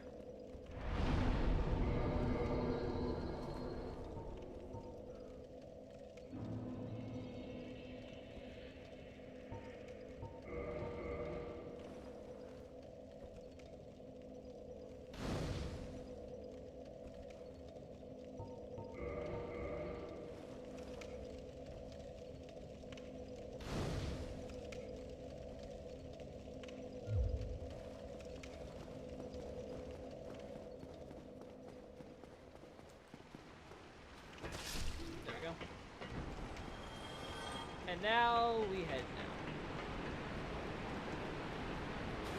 now. No, we actually go down this way.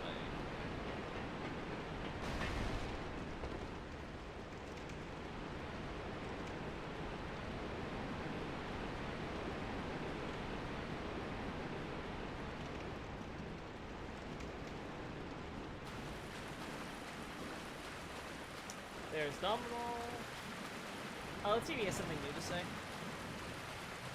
Now that I am not cursed. Oh, the rats aren't following. Hi, Shaman. We meet again. Hi, Shaman.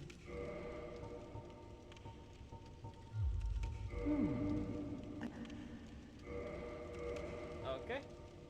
How about now, buddy? I'm afraid. Oh, you. I have this. Yeah, of course. Sure.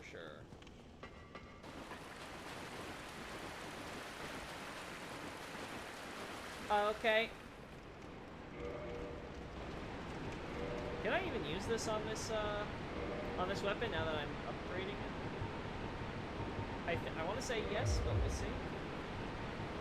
Yeah, I can. Okay. So that's good. That's not good, though. I'm going the wrong way.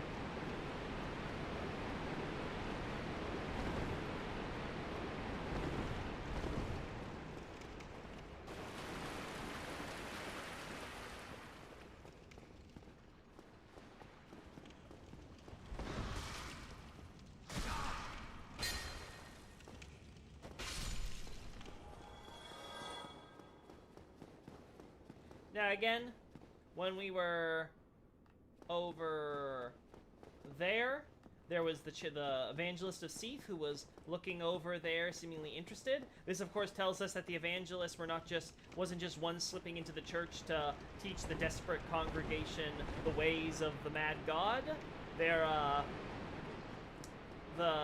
There's also, of course, another one who has come down here seeming to do more. Again, we talked about the idea of, well, maybe he's just here for the specimens, but no, there's a particularly big specimen that he wants. Just to help divide the aggro, we'll do summoning for this. Laudrek. Though, again, I'm not confident. Again, we have the idea of a crossbow, someone shooting from over this ledge. We can see the acid, which is burning down there, giving us the idea that, ooh, something big and nasty was being shot here that the residents of the depths were dealing with. There's something else down here besides just rats and, well, more rats. Rats and crawling carrion, I suppose.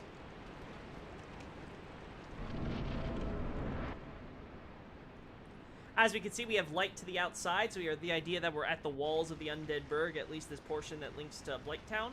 Crawling up the sewers, though, we see is this little guy. Well, not so little. Not so little at all. A giant gaping dragon. Now, the Japanese name for this dragon is more like voracious dragon, highlighting the idea that it has a ravenous hunger. Obviously, we can see exactly why with how it's transformed into this. We'll talk more about that after the fight.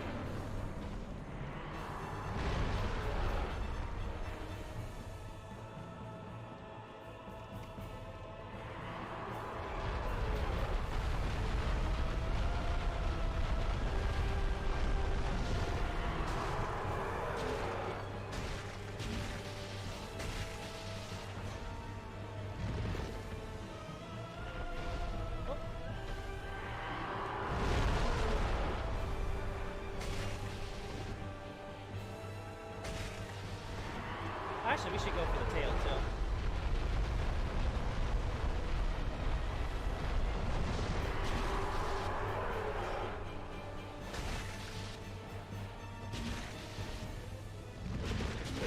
There we go.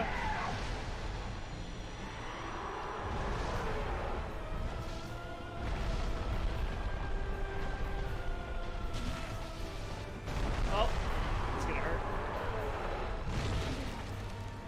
Please no death. There we go. Oh. Gross. Oh. Weapon at risk. Weapon broken. Darn.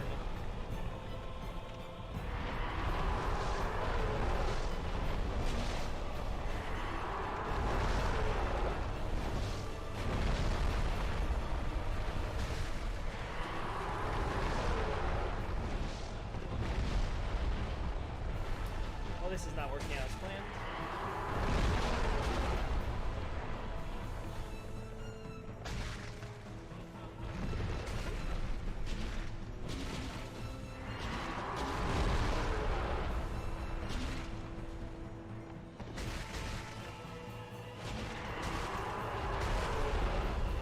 Alright, that I don't care.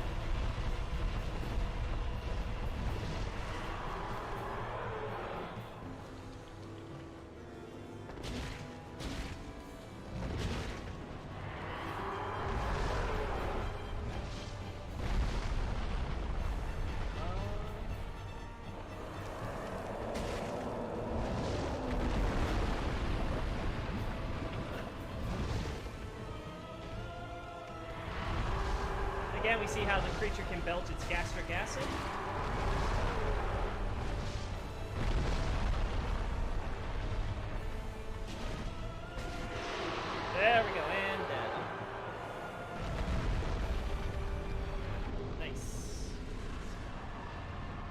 Awesome! That wasn't even that bad. We got it in one thing.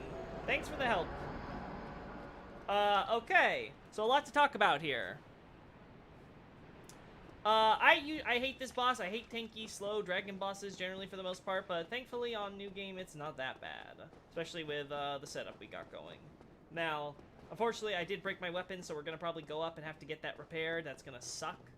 But again, we see where all this acid that's sizzling up came from. It's from the Gaping Dragon. Notice how we receive twin humanities from that. Now, I talked about earlier how twin humanities form in females.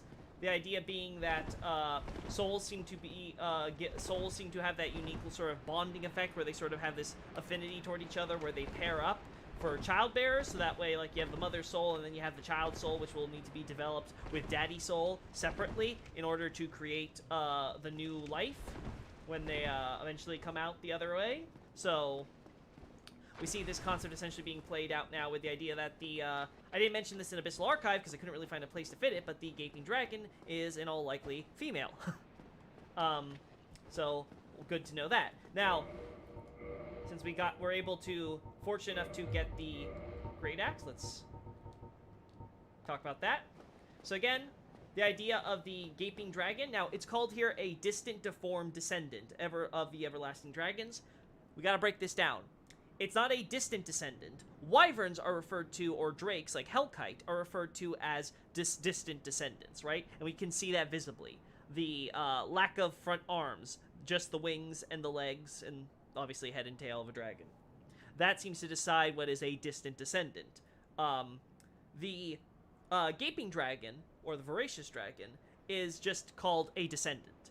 This term is also used for say the Archdragon in Ash Lake. Now again, when they're saying everlasting dragon, what they're saying is basically the unperishing Archdragons, ancient dragons, the old dragons. The idea being that ancient dragon is the original species, then you have like flying dragons or wyverns, and then of course you have this one who is a descendant. So it's not the original generation of ancient dragons going back to the Age of Ancients, but it's still an archdragon. In fact, in interviews, Miyazaki uses the Gaping Dragon as an example of the archdragons, talking about how they have been changed by the introduction of fire and disparity of life, and what comes with that because of the fire and disparity, emotions, feelings. Now, one of the famous examples often talked about is how Miyazaki told one of the designers, he was talking about the cosmology and how all this works and where the dragons fit into all this, and the idea being is how because they're warped by sort of the consequences of life, such as emotions and all that nature. He basically just threw out an example, stuff like appetite, and the artist basically was like, okay, got it, and then a little later came back with the Gaping Dragon design, which he really loved, which Miyazaki really loved personally, because he knows how, like, the big thing is like, oh, big mouth or something is what you usually think of when you think of big, like, gluttonous creature. But the artist got really creative with the Gaping Dragon. As we can see, the entire body, from the mouth all the way down to the chest and stuff, has essentially turned into this giant gaping maw so it can eat as much as possible. Now,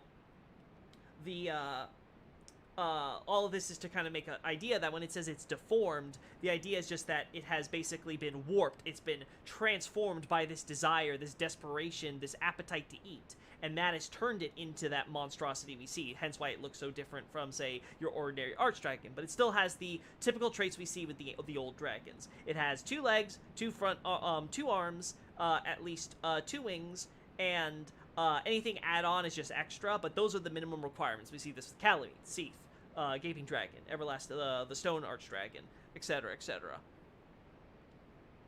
Didn't know dragons have humanity too. It's not that they have humanity aerodynamics. Aerodynamism. What happens is that when they collect humanity, much like with, say, any soul, that is what will happen within their bodies naturally, essentially. So it's not that it's only humans have the humanity, right? But say a rat eats a human corpse, it's gonna have humanity to drop for us to collect, right? That's how that all works. So what happens, say, when Quelaag, Priscilla, Gaping Dragon, they are women, so they have humanity to give us, twin humanities to give us, not just regular humanity. Because even though they're not human, they collect humanity from different, from their varying sources. In the case of the Archdragon here, this Gaping Dragon, she got hers from eating up the residents of the depths. Again, she's desperate for food. She's in here and, you know, transformed and warped, trying to eat whatever she can, even if it has to be feces from a sewer system or trash or what have you, right? Trash and feces and all that stuff. So again, very disgusting creature. But let's see if we can find, it's probably under my items, right? Yeah. We're gonna get rid of you from my equip first because don't need you. Where are you? Where? Oh, wait, it's under keys. Duh. There we go. The Blighttown key. So again, we have the idea that this key was eaten with its owner by the Gaping Dragon. Now, the Japanese actually has an extra line on that top portion that kind of tells us how it's covered in slobber. You can kind of see it in the graphic there on the side. So it's like, oh, this creature ate the residents of the depths, hence why we see, like, the crossbowmen up there. This also explains Cease Evangelist being up there. Now, as I mentioned in the last stream, the Evangelist will buff the boss during the fight if we leave the Evangelist alive and don't deal with him. Therefore, we get this idea that the Evangelist is interested in the dragon and likely intends to study it or even take it back as a specimen for Cease, who would, of course, really appreciate having such a creature for study, understanding disparity, the archdragons, and again, just good to have more research material to work with. So there's, again, this combination idea of course, you got Seath going through Seath and his influence with the Undead Burg. We talked about the idea of possibly a rebellion of Seath worshippers happening in the Undead Burg and causing the conflict that led to the mass hollowing that we see. We have the demons who are dredging up and trying to stop us from getting to the Bells of Awakening.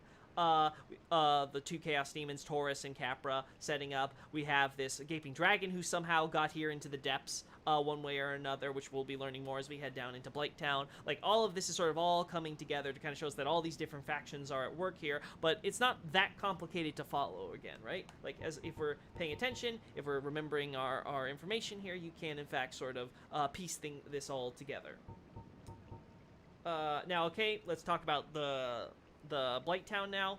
The idea that Blighttown is obviously where all the diseased are gathering. This is where all this awful plagues and awful things that apparently they can't be cured and they're undead. So basically they just have to eternally suffer with it or go hollow. So not even the people in the depths want to be near the diseased because obviously they don't want to catch it themselves. So they all get shoved down, not even to be stuck in the depths, but even deeper still down below. And they've even created doors and locked them up in order to prevent anyone from going through. So again, wanting to make sure that they are separated from those sick people. My Pyromancy flame also needs to be repaired, huh? That's not that important, though, to be honest. My big thing is repairing my main weapon. I don't want to use my bonk club. Let's talk to you. Do you have anything new to say? I shall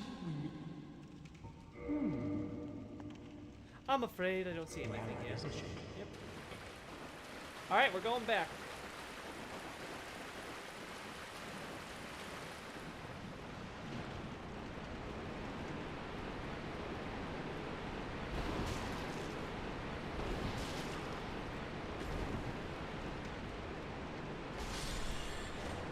Nice.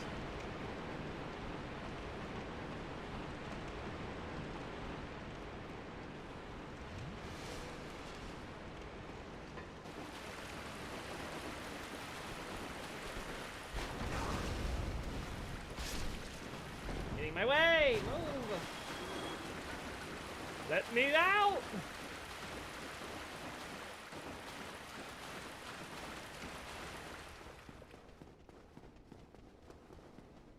We want to go here, back down and through.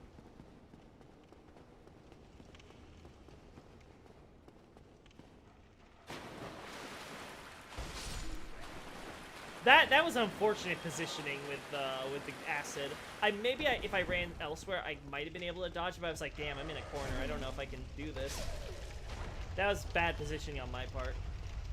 Should have thought that through. I ended up not getting to use my my lightning damage as much as I was hoping.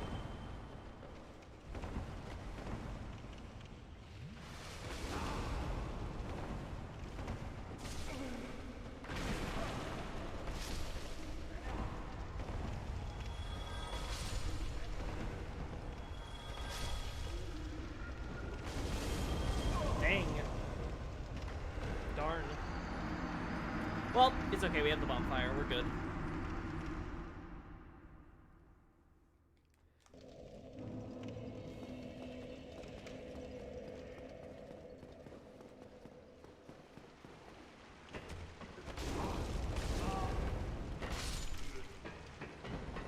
Just in case. I don't want to risk it. We have 20 flasks. It's fine.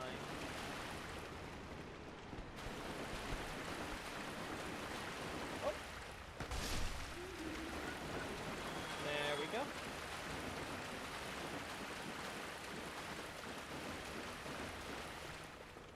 Another thing worth highlighting in the term for when it refers to the Gaping Dragon's weapon as a mystical weapon, it's in fact talking about it being sort of mysterious in the sense that,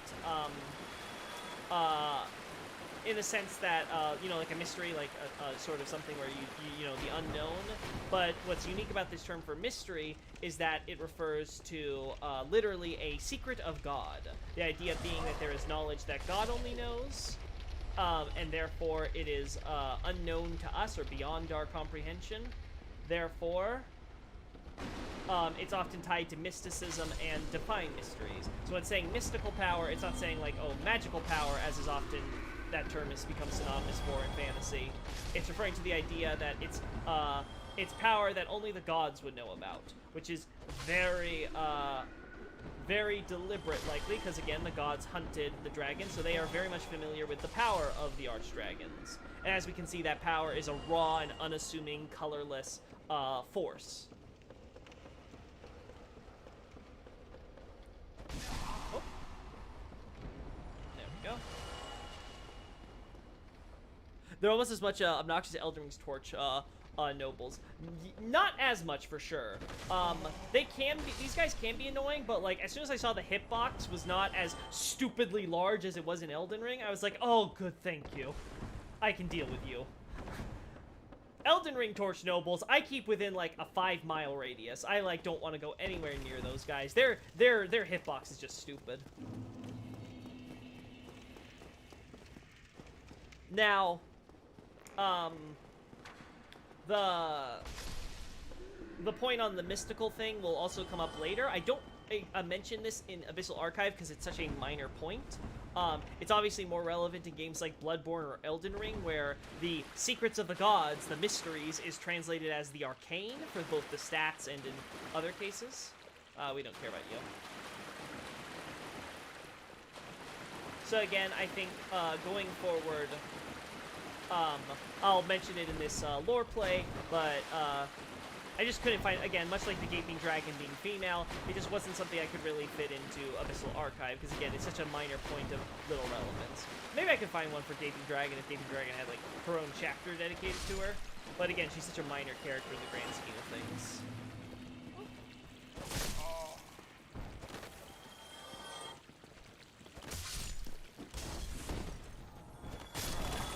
Nice. Nailed it. That was all intentional, chat. It was exactly as I originally planned. Totally. Absolutely no, no improv whatsoever. Oh boy. Oh boy. We'll rest here.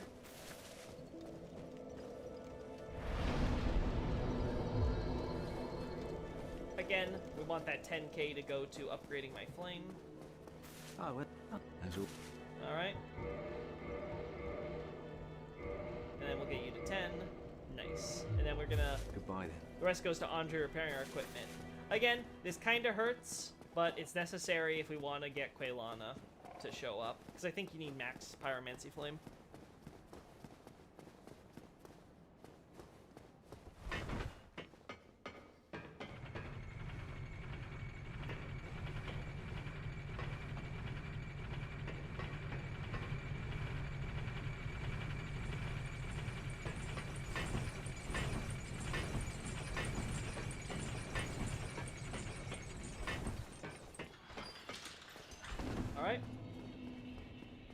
Again, I don't know how much this is going to cost.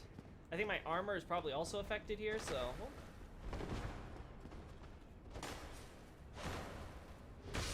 Probably wouldn't hurt to get a few extra souls.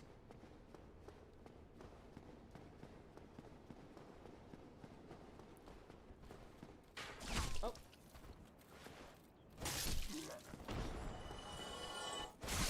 Well, that was a little late on my part, I admit. That was early. There we go. That's how it's done.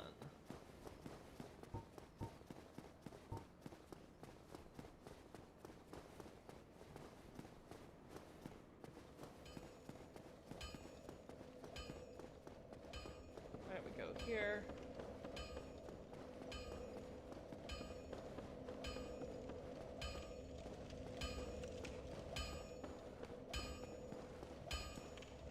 Well, you need Repair. Oh! Not that bad.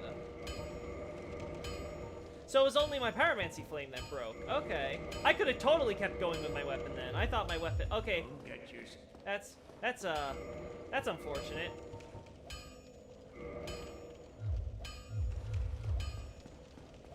Well, you need Anything else we could worry about?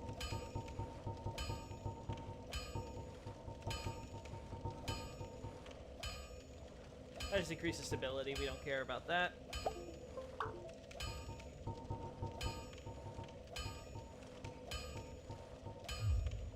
Again, when it comes to reinforcing weapons, you can in fact enforce the Gravelord sword. Now, again, like I said, I was going to talk about that, but you need Demon Titanite, which we use for weapons, mostly weapons created from souls. This is, of course, interesting as we get a little bit of a insight into what this weapon is here. The idea that this is, of course, a weapon of for the Gravelord servants, but the idea, of course, being that it's created from bones of the dead. Makes sense. It's, of course, mimics both the Miracle Gravelord sword dance, but also has the image of Nito's own arm, which has been grafted to create a bone sword. So again, the idea is that the miasma of death exudes from the sword, a deadly poison, again, reference to its toxic status to any living thing. So the point is to all life. The point being made here is that Nito used his own Lord Soul, which for sake of simplicity we'll refer to as the Death Soul, so similar to how the Pygmy's Lord Soul had a dark affinity related to the dark, we see that the other lords each have a Lord Soul which seems to have been tailored to specific affinities. Gwyn's was light, Izalith's was life, and Nito's was death. So with his Death Soul, we can see how he used that to craft this weapon. Therefore, weapons which are created from souls are grouped in with this weapon. So we have used Titanite, Demon Titanite to upgrade it as well. So cool little continuity there. Now, let us head down to Blighttown. Now we're not going to get to Quaylag today. That's definitely not happening. But let's see if we can get to our. Let's see if we can get to the shortcut to Valley of Drakes and open up New Londo from there.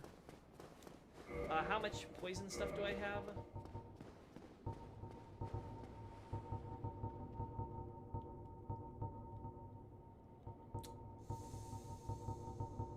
Not a lot. Oh boy. Okay, so do you have anything for souls that we... Nope. Alright, we're just gonna have to stick with these, with this. I can still use my weapon. Honestly, I shouldn't have panicked thinking it was broken and just tried to attack and see the damage. I just didn't want to possibly lose momentum in the fight.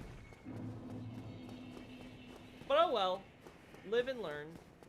Now we can summon both Laudrek and Solaire for that fight with the Gaping Dragon, which was useful so far as, oh, sorry, buddy.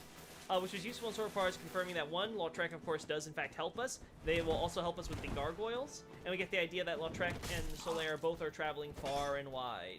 That they're going all the way down to places like, of course, the depths, where they could lend their sign to help us against bosses like that.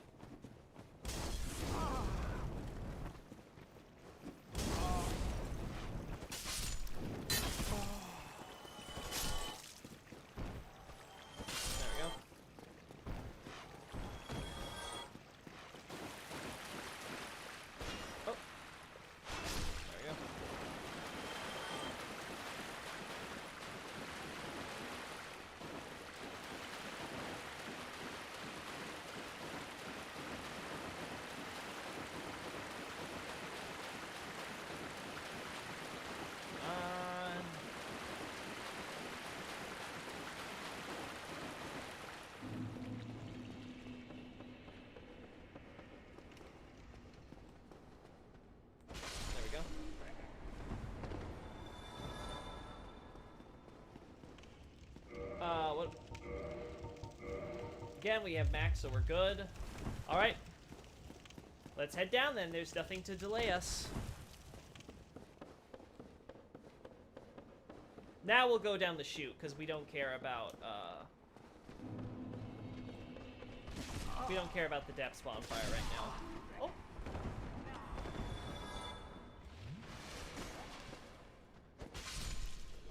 Oh.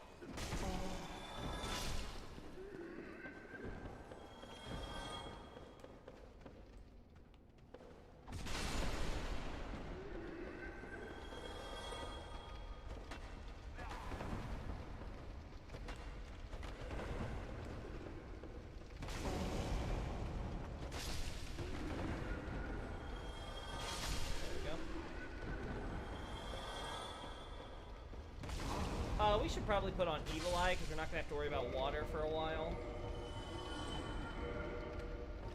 There we go.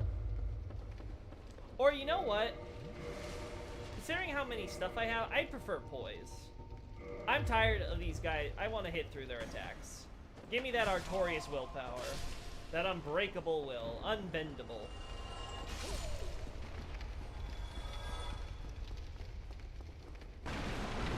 Alright, go down the garbage chute. Hey, boys, got eaten? Sucks.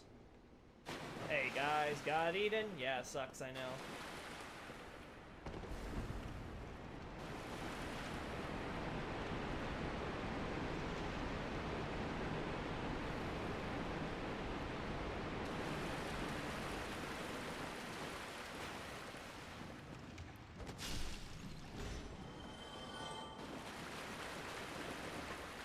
Buddy. Hi. Nothing we want here from you. Well, it isn't. Alright, and now we have we open the way to Blighttown. Now, as I said in past streams, Blighttown more literally means the diseased village. So let's go down to Diseased Village, everybody. As we can see here, the way that this is opening, this is a drainage pipe, as it were. All the sewage and everything would just drop down through here and out these walls of the water and just sort of drip all the way down. So we get the idea the Undeadburg sewer system is, of course, even more massive than what we explore in the depths. Obviously, we can see it must be bigger because the Gaping Dragon crawls up from that system even more so.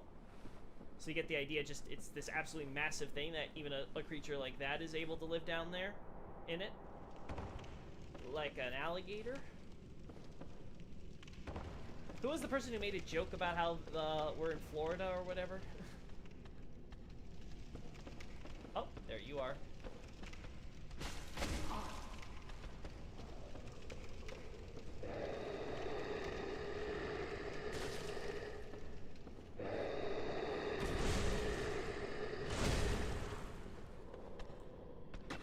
Oh.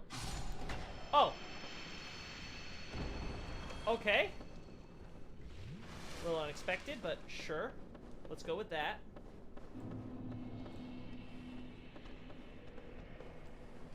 Come on. Come on, buddy. Ouch.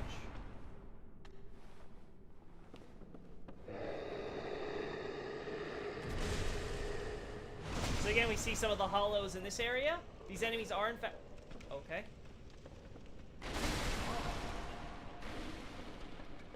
These enemies are in fact hollows, despite lacking the roots on the heart that we see with others. There we go. There we are. So you get the idea that things in Blighttown are no better than they are up above, just hollows everywhere. But again, the question is, are these mindless monsters? Or are they trying to actually defend something? Hey, Vens! It's good to see you. I'll read your question in a sec. Oh. Let me deal with this guy first, and then when I'm... Oh. Okay. Oh god, they're coming. A horde.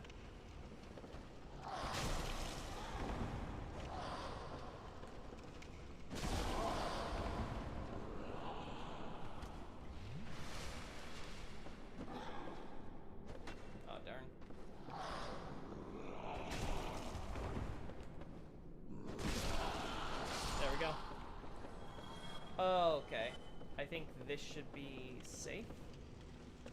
Yeah, okay. Then it's, hey Loki, would you happen to know where it says that King Allant discovered the Nexus in the north? I can't seem to find any in-game description that corroborate this. I might just be missing something though. It isn't said in-game then. That's why you can't look. It was said on the old Japanese website, which is now defunct and no longer around. You can only find the old Japanese articles that reported on it and thankfully quoted it verbatim, plus like some Japanese wikis also include it. Check my website thens. Go to the Boletaria article, or it might be the Monumentals instead, but one of those two should have my translation of the quote that you're looking for.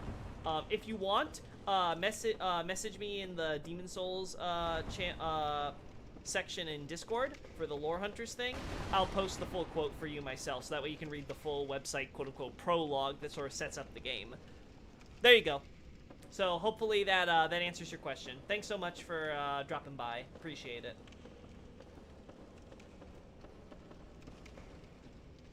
Oh, whoopsie.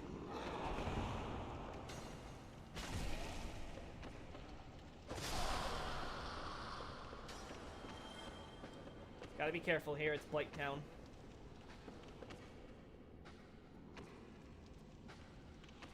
There they are. I'm like, where are the enemies?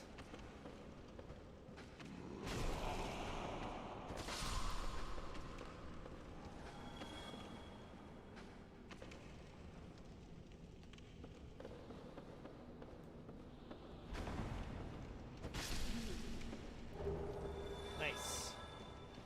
Oh. Nope.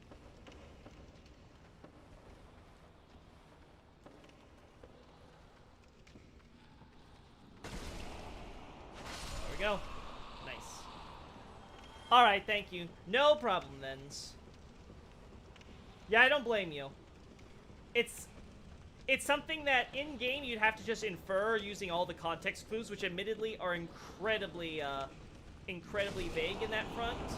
So, it's not the easiest information to discover, but the only other way is through a website that no longer exists. Oh. Oh. Oh, you have got to be kidding me, really? There we go. Woo. Is that it? Soul of a proud knight. Well, that knight's not feeling too proud now, is he? Now again, proud in the Japanese refers to him being famous, renowned, sort of the idea that these are famous knights who have made a name for themselves for their strength, hence why their souls are bigger than other enemies we meet, like nameless undead or soldiers or etc. You know, peons, people who probably haven't proven their skills and killed many on the battlefield. Oh.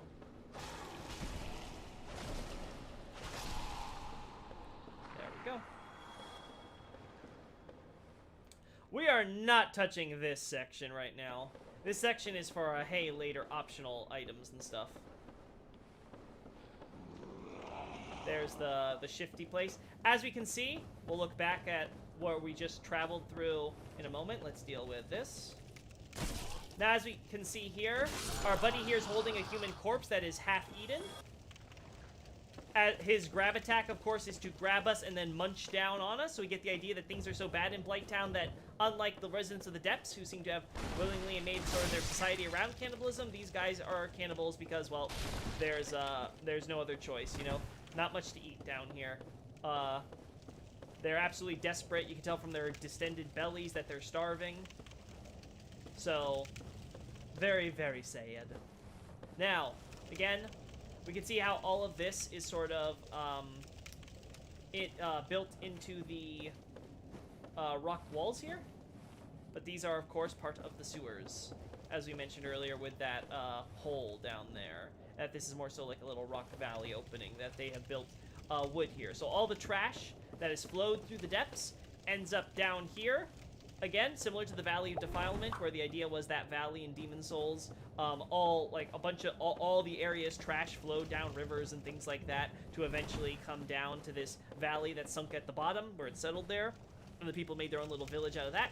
Blighttown has a similar idea where all the stuff that flowed out through the depths and the various sewage canals and all that eventually ended up here where they built up this village into the side of the walls.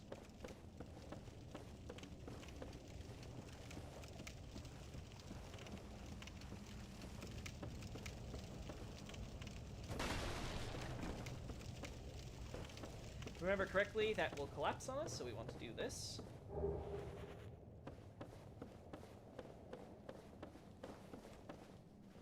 Or maybe it's only if you drop down on it.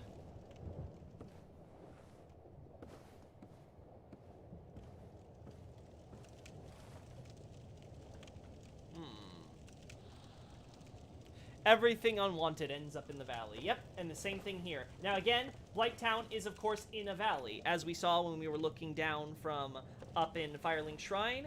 Blighttown is in a valley between two districts of the Undead Burg, right? So like the Undead Town has these giant, tall, towering stone walls blocking their way, and of course these are built on a seemingly a natural valley that flows into the Valley of Drakes. Again, so like we're on the, I guess you could say, the west side of the, like the west side of the Valley of Drakes, and that's what forms this swamp land here for Blighttown, whereas the valley over that direction on the other side of Firelink Shrine is the one with all the wyverns and New Londo and all that.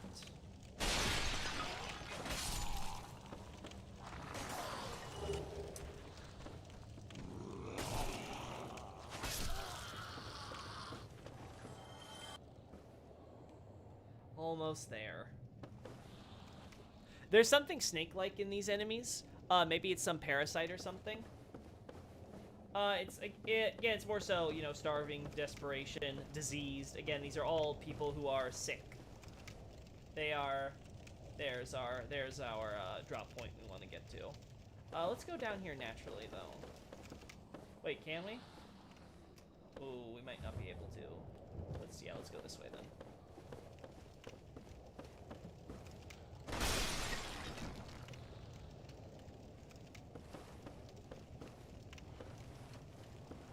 Safe. Oh, there's a ladder here. Right, I gotta remember. Torches, ladder.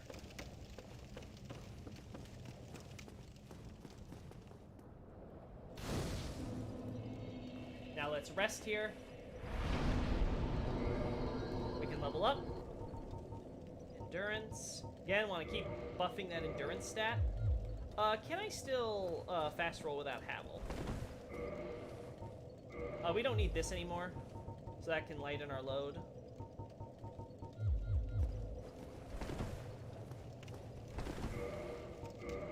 That still feels a little... Yeah, Havel still need to fast roll. Yeah. Gotta keep buffing that endurance so that way I have maximum stamina. Never run out of attack possibilities with dodge rolling.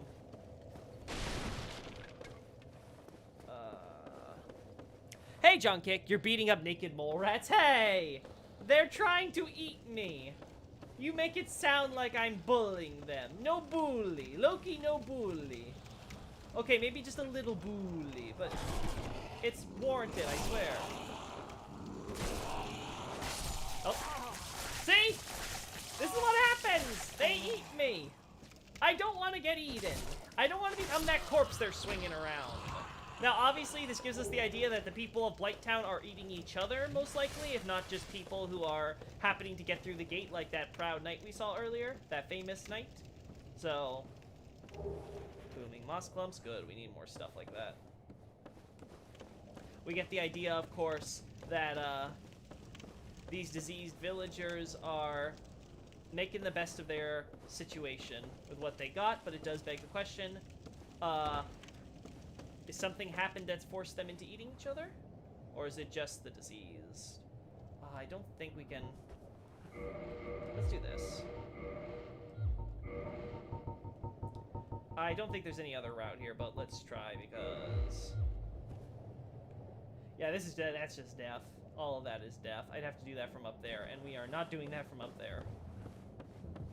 No, sir. Well, I got the Havel ring, so may as well make use of it here.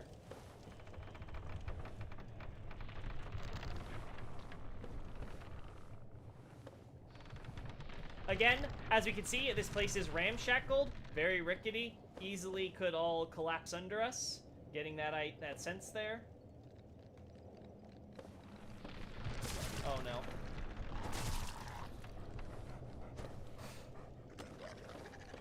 Get off of that! We also see these little baby dogs that can shoot fire! Very... Oh.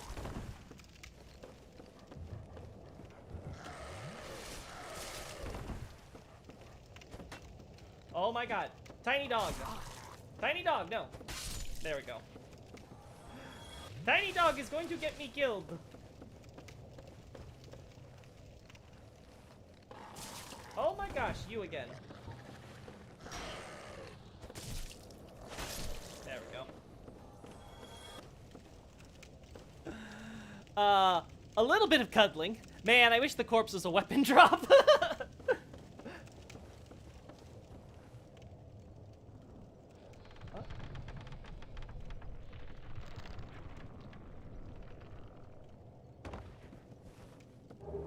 Humanity. Nice.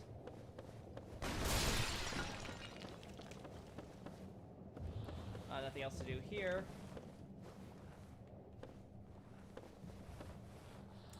We could go there though, so. Let's do it. Let's go back to our bonfire. That's the way back across. Oh no, that's not.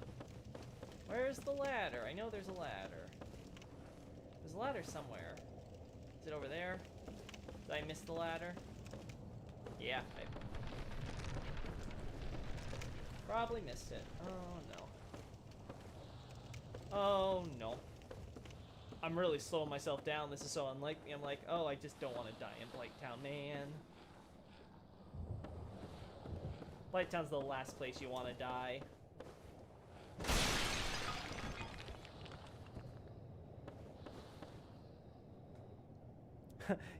Yeah, the corpse could be like a club. Yeah, it could be. It's not, though. Club is further down from here, if I recall. I refuse to believe that there's nothing to do here except fight the dogs. There has to be. Okay, that looks like death.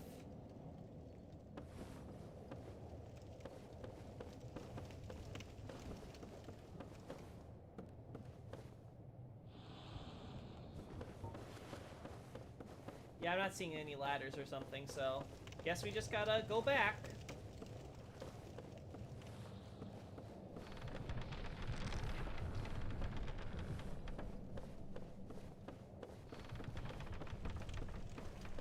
Oh. My habit to roll through everything is gonna get me killed. We want to go up here then. John Kick Miyazaki had an opportunity and he missed it. Missed a chance to give us a club, huh? Let's see. Okay. Is this where we get an item? I want to say no. Oh. I think it's further up ahead, so...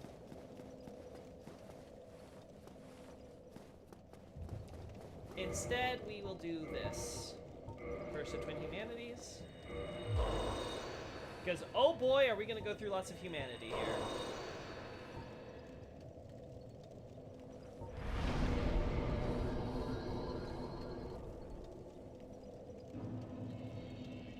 Blighttown, oh Blighttown. Let's Kindle. Give us, I need that 20. It's going to be a long journey back to Firelink from here, fellas. Oh boy. Oh boy. Again, you can see the other wall to the district of Blighttown. So you got the two ends of the valley being sandwiched between this civilian infrastructure. As we can see here, here is an arch tree that is sticking out of the ground here. Now this arch tree is in the middle of a giant poison swamp, hence explaining why it has no leaves. It is dead. It has been killed by the poison swamp here. Now, the question would be, why is there a poison swamp here? Well, as I said earlier, the depths or the lowest stratum to the undead town is...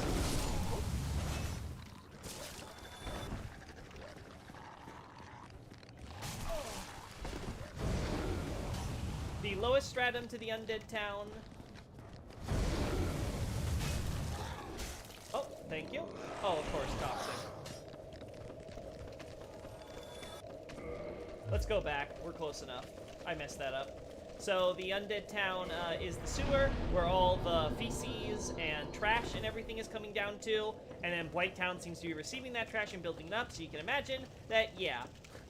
Basically, all the sewage and shit has accumulated in that wetland below, because again, obviously, valleys are huge collections of water, basically. Just, by the way, they're just giant sinkholes for it. So all that water gets polluted, and becomes a breeding ground for disease, and so even people in the depths are like, hey, you terribly diseased, go live with the disease. Again, I want to say there's a shield there, but it might be here instead. It's so hard to remember.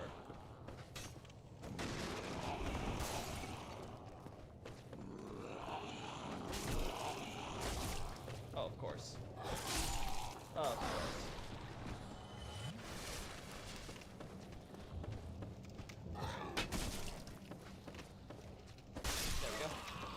It's power attack with a regular. We'll talk about you in a sec. Are there any other enemies I should be concerned about? Coming up ladders. I hear him. I don't see him. Well, until you come. As we can see here, some of the wildlife that live here. This wall parasite. Now this creature here, as we can see, has connected itself to one of the drainage, sewer drainages. The idea being that this drain is where a bunch of the trash and all the, rotten food and the like that got thrown out would go down through the sewer waterways and flow right down into its hungry mouth. So it's attached itself there and doesn't want anyone getting close. We, however, shall endeavor to approach it.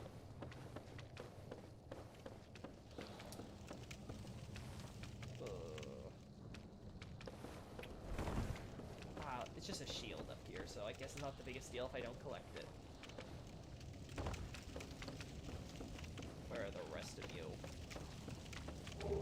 Proud Knight. There's stuff up there we can get too, right? Can we get over there, though? I can't remember. This is the problem with my shoddy memory.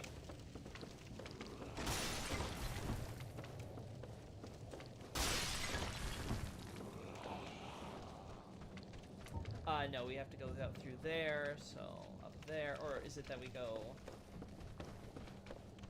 I won't be able to make that. Might be able to make that. And then probably climb my way back up. Didn't get the item there, though, huh?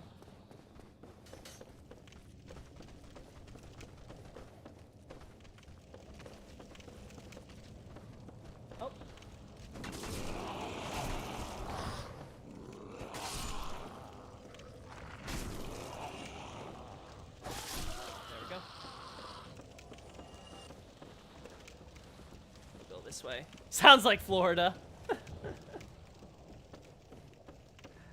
Don't be mean to the people of Florida. Though, admittedly, keeping dragon, like I said, makes you think. Alligators in the sewers, chat. Alligators in the sewers. Oh, no, that's not what I want. That's gonna kill me. No! I got myself killed! I don't even know if I actually have anywhere I can go from here.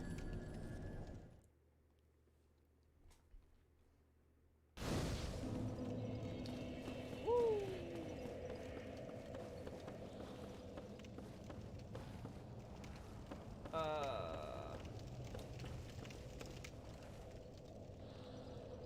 What we want to do is try to get stuff like this. Can we do that doing this?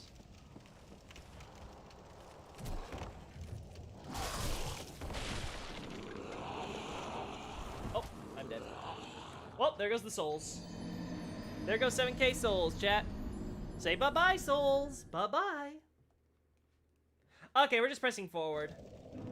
I need to stop trying to figure out Blighttown. Just need to press onward. I've always liked Blighttown and Valley of Defilement. I'm not sure why these areas are hated so much. Blighttown, I think it's in part because of oh, okay. Blighttown, it's in part because of the frame rate. I know that. It's honestly not that bad. Besides that, like, oh yay, poison level, yeah, sucks. That's like every poison level in a Miyazaki game ever. There we go.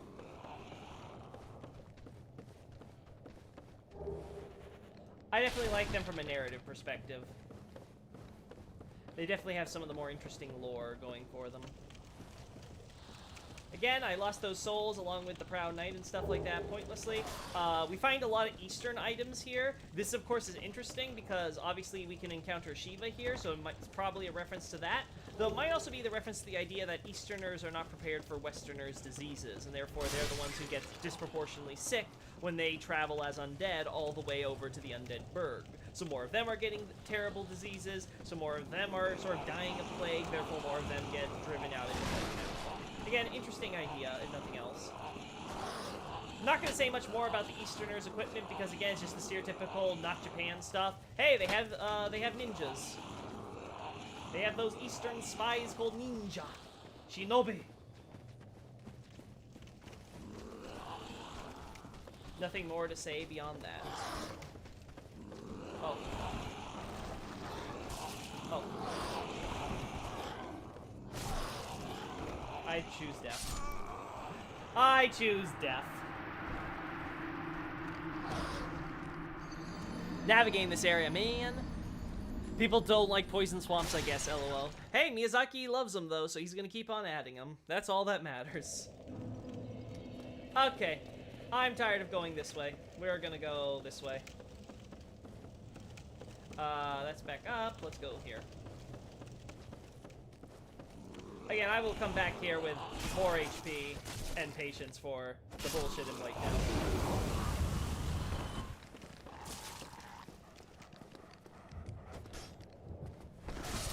Dang. I didn't want to heal with the situation I was in, but I gotta remember, 2 doggies coming down, baby dogs. Alrighty. Going this way. Where are you?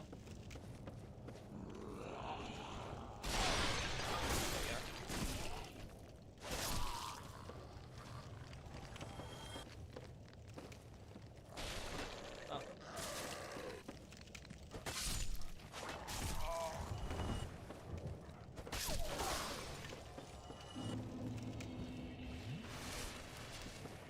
Oh, I only did 1 upgrade to my class. I wasted humanity. Ouch. That's what I get for not paying attention. Oh, well, 15 should do.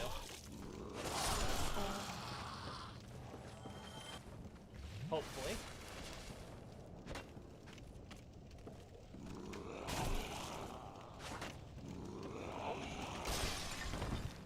No grabby. Grabby is bad.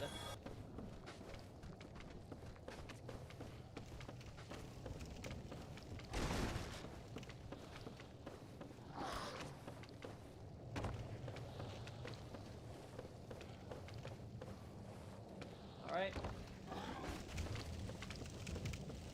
So we get back up. So we have 2 options. We will go this way first. No, we will not!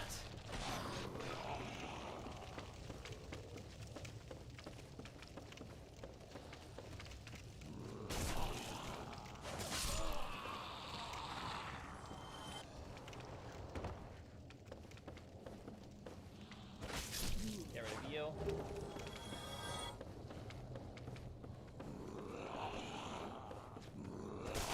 Get off the flying buttress. Alright, this is probably what I was thinking of, right? Yeah, there it is, the eagle shield, the patches shield. So again, gives us the idea that, of course, because these people are, in many ways, coming from the depths, many of them are the greedy thieves, like, say, Patches would. Not all of them are just poor, tragic souls. Will there be a poison swamp in Armored Core? I mean, I wouldn't be surprised if there's a poison swamp, but you won't get poisoned by it just because it's just because you're in the mech. I would not be surprised if we got something like that happening.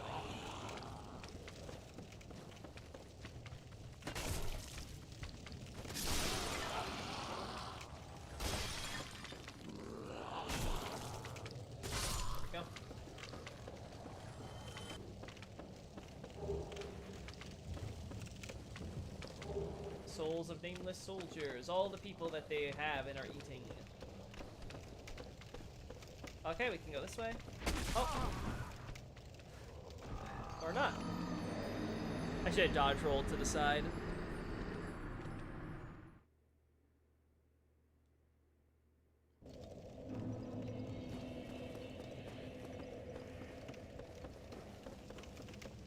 Alright, we go again.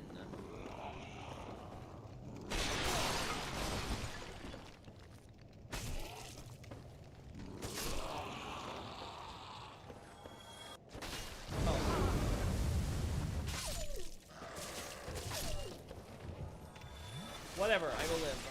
Oh, where are you? I don't see it. Whatever. Don't care.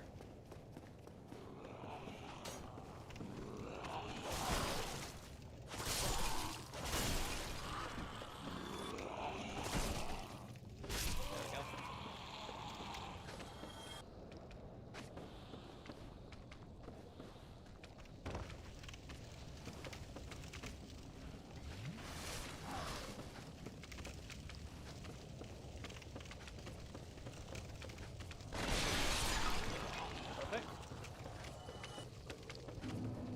Alright, where are you?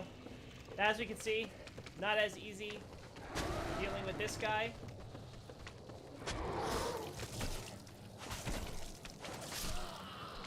Much easier if we go from the back. You can see little suckers helping him keep up. Has that long tail. Crawling down and being like, rah, rah, rah, I'm gonna eat. Blocks our way though, so let's have fun with our little parasite friend.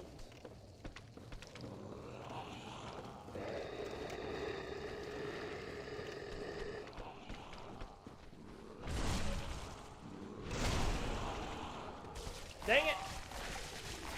Of course you bring your...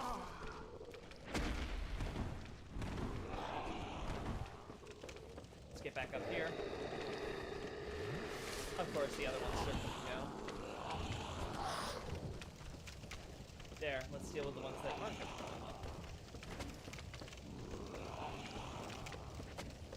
Separately.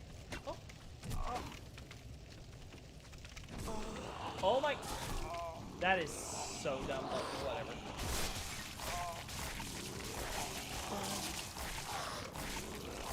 Well, we got Eden. So close, chat. So close.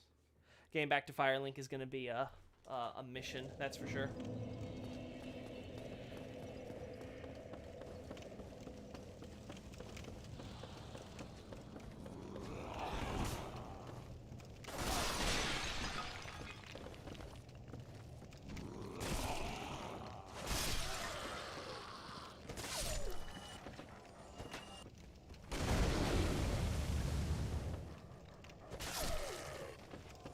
Go. Go here, get behind the wall. Go. Dang it. And of course that triggers the other one, of course.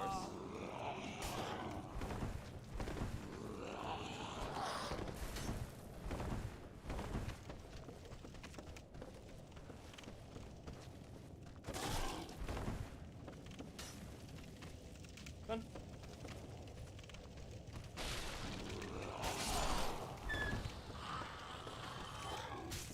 Up. There we go.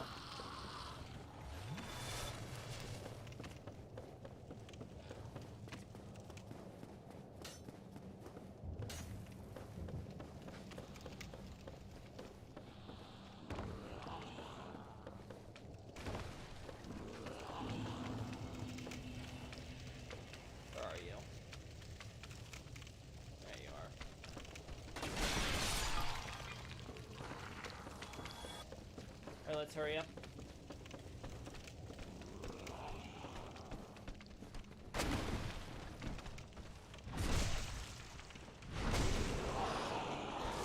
Oh, there's 2 of you now. Okay. God, if only we could get friendly fire on you.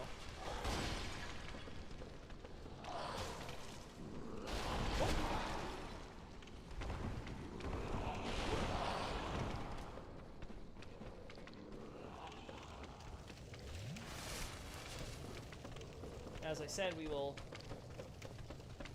This time I will not get killed by these guys climbing up by being too close. Let's see. Meat is back on the menu, boys! Yeah, I got eaten, huh? I got eaten. Ah, darn.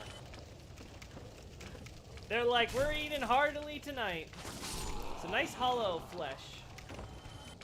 We can actually... Because, oh no, that's just the climb down. Gotcha. Okay, and then you. Thank you.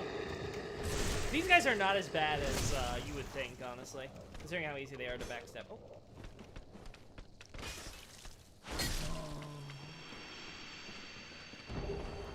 And as we can see, dung pie, because again, feces. Their own, or some of the ones they've waded through. Either way, you get the idea. Again, another sewage pipe, similar to the one when we went from depths into Blighttown. We get the idea that there's, this one's very long, and as we can see, there's something there at the bottom. So we want to go through there. Oh, I didn't fight Kirk in the depths with my human form! Ah, I forgot! Ah, VOD viewers, I know those of you who are screaming at me. I noticed, believe me, I noticed my stupidity. Oh well, we missed Kirk. Darn. So again, the first invasion from Kirk is in the depths, so... Darn! You snatched that man's poopy. Yep. Let's see. I guess we go head down. Like, what else am I gonna do? Like, I feel bad, but not that bad. Now again, that ladder will kill us, so we don't take it all the way down. Instead, we go this way. Again, another hole in the pipe, which has been reconverted to help extend the village out. Now we can drop down and do more fun things there. In fact, we will, but wanted to just kind of show off that this is the route we're trying to head down. A whip.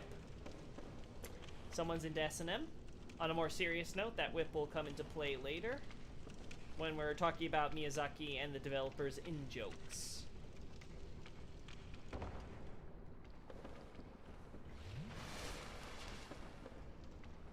Again, as we can see, there's something going on at the bottom there that we can get a look at, get a look-see. Oh, I missed my chance to go for Parasite Boy. Oh well, we'll climb back up and do that next.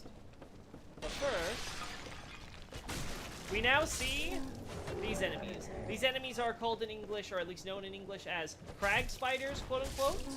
This is not accurate, though. Their official Japanese name is the diseased of chaos, so a diseased person.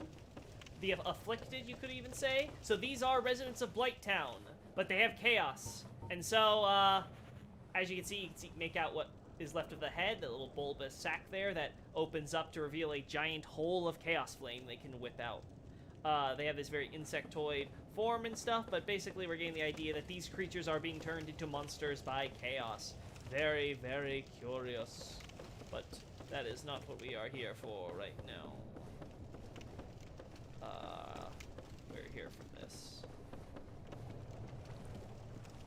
Don't know if you addressed this before, but why is the Gaping Dragon Tail a Dragon King Great Axe? Does this somehow imply it was part of an ancient dragon royalty? No, she was, it's just a matter of, it's a matter of just acknowledging that, again, she's an archdragon. She's one of the most powerful, her species is the most, oh, okay. So she's one of the most powerful dragons in existence by virtue of the species as an archdragon. Again, ancient old dragon, etc. So that's sort of what's being, denoted there. It's basically just trying to say, hey, superpower. Again, compared to Hellkite, who has like super weak draconic power as a wyvern, a flying dragon, compared to this gaping dragon who is the older ancient dragon, an archdragon as later games localize it. That's up there, so we need to go further up. That's my problem.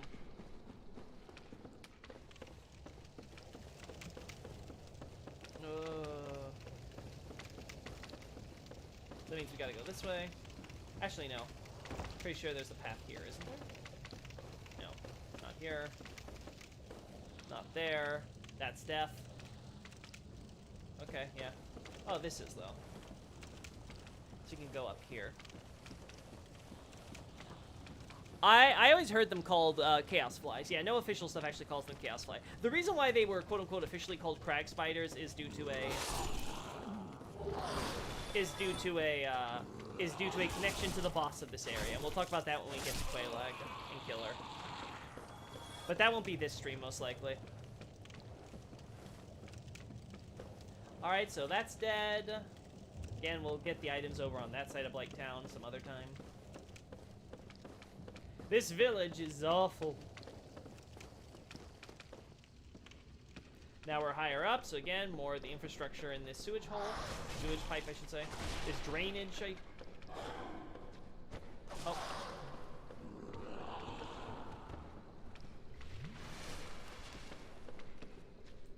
There we go.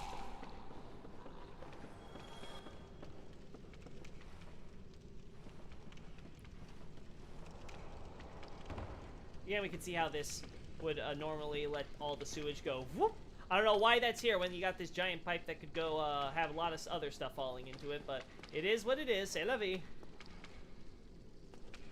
And now we can see our friendly neighborhood parasite here. Oh.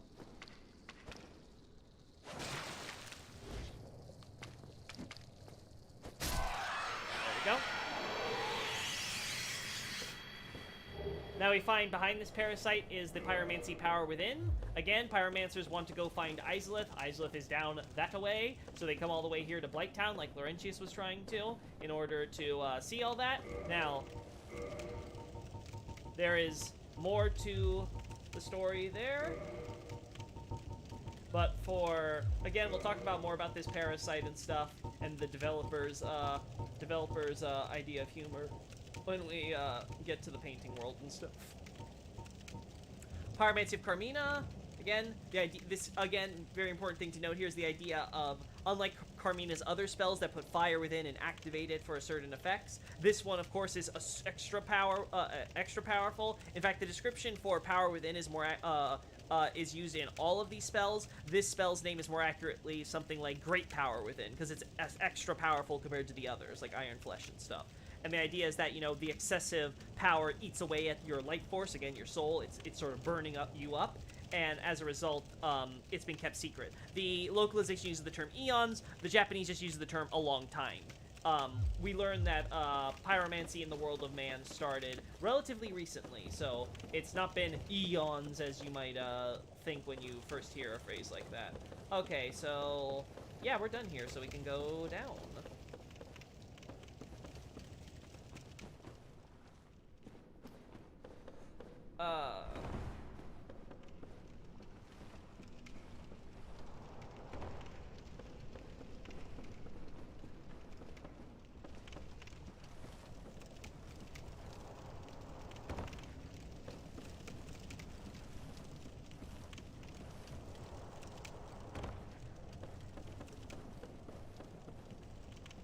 Alright, we go.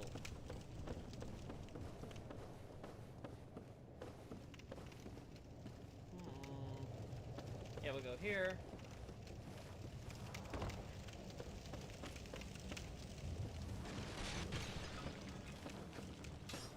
Go down here. Those guys seem to have fallen. That's great.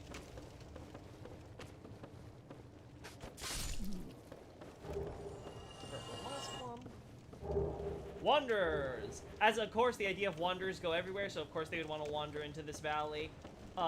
Obviously though, didn't have a good time when you wander through the rural countryside and find yourself in a poisonous valley. Didn't think that one through, wanderer boy. Yeah, we don't care about anything else here. Oh, again, we can see the fire whip. This swamp has become a breeding ground. This swamp has become a breeding ground of all manner of vermin. Oh.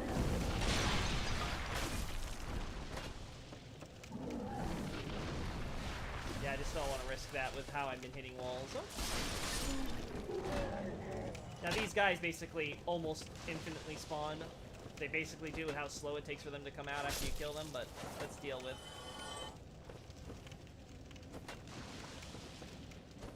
Again, you get the idea of all these terrible, awful, poisonous bugs and awful creatures that breed here in this stagnant water pool that collects all the feces and trash and junk and all manner of disgusting things.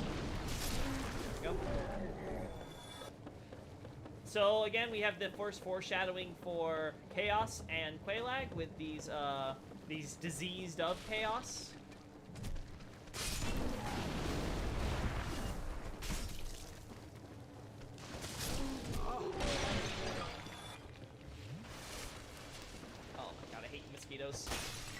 I hate mosquitoes! Get down here, you little shit! Get back here! Arrgh. You at least will die.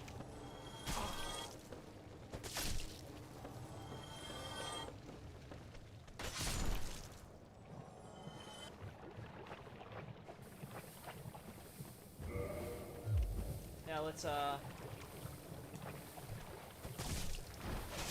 we can survive the poison. Let's just make our way to the bonfire. So that way, all of this was worth it.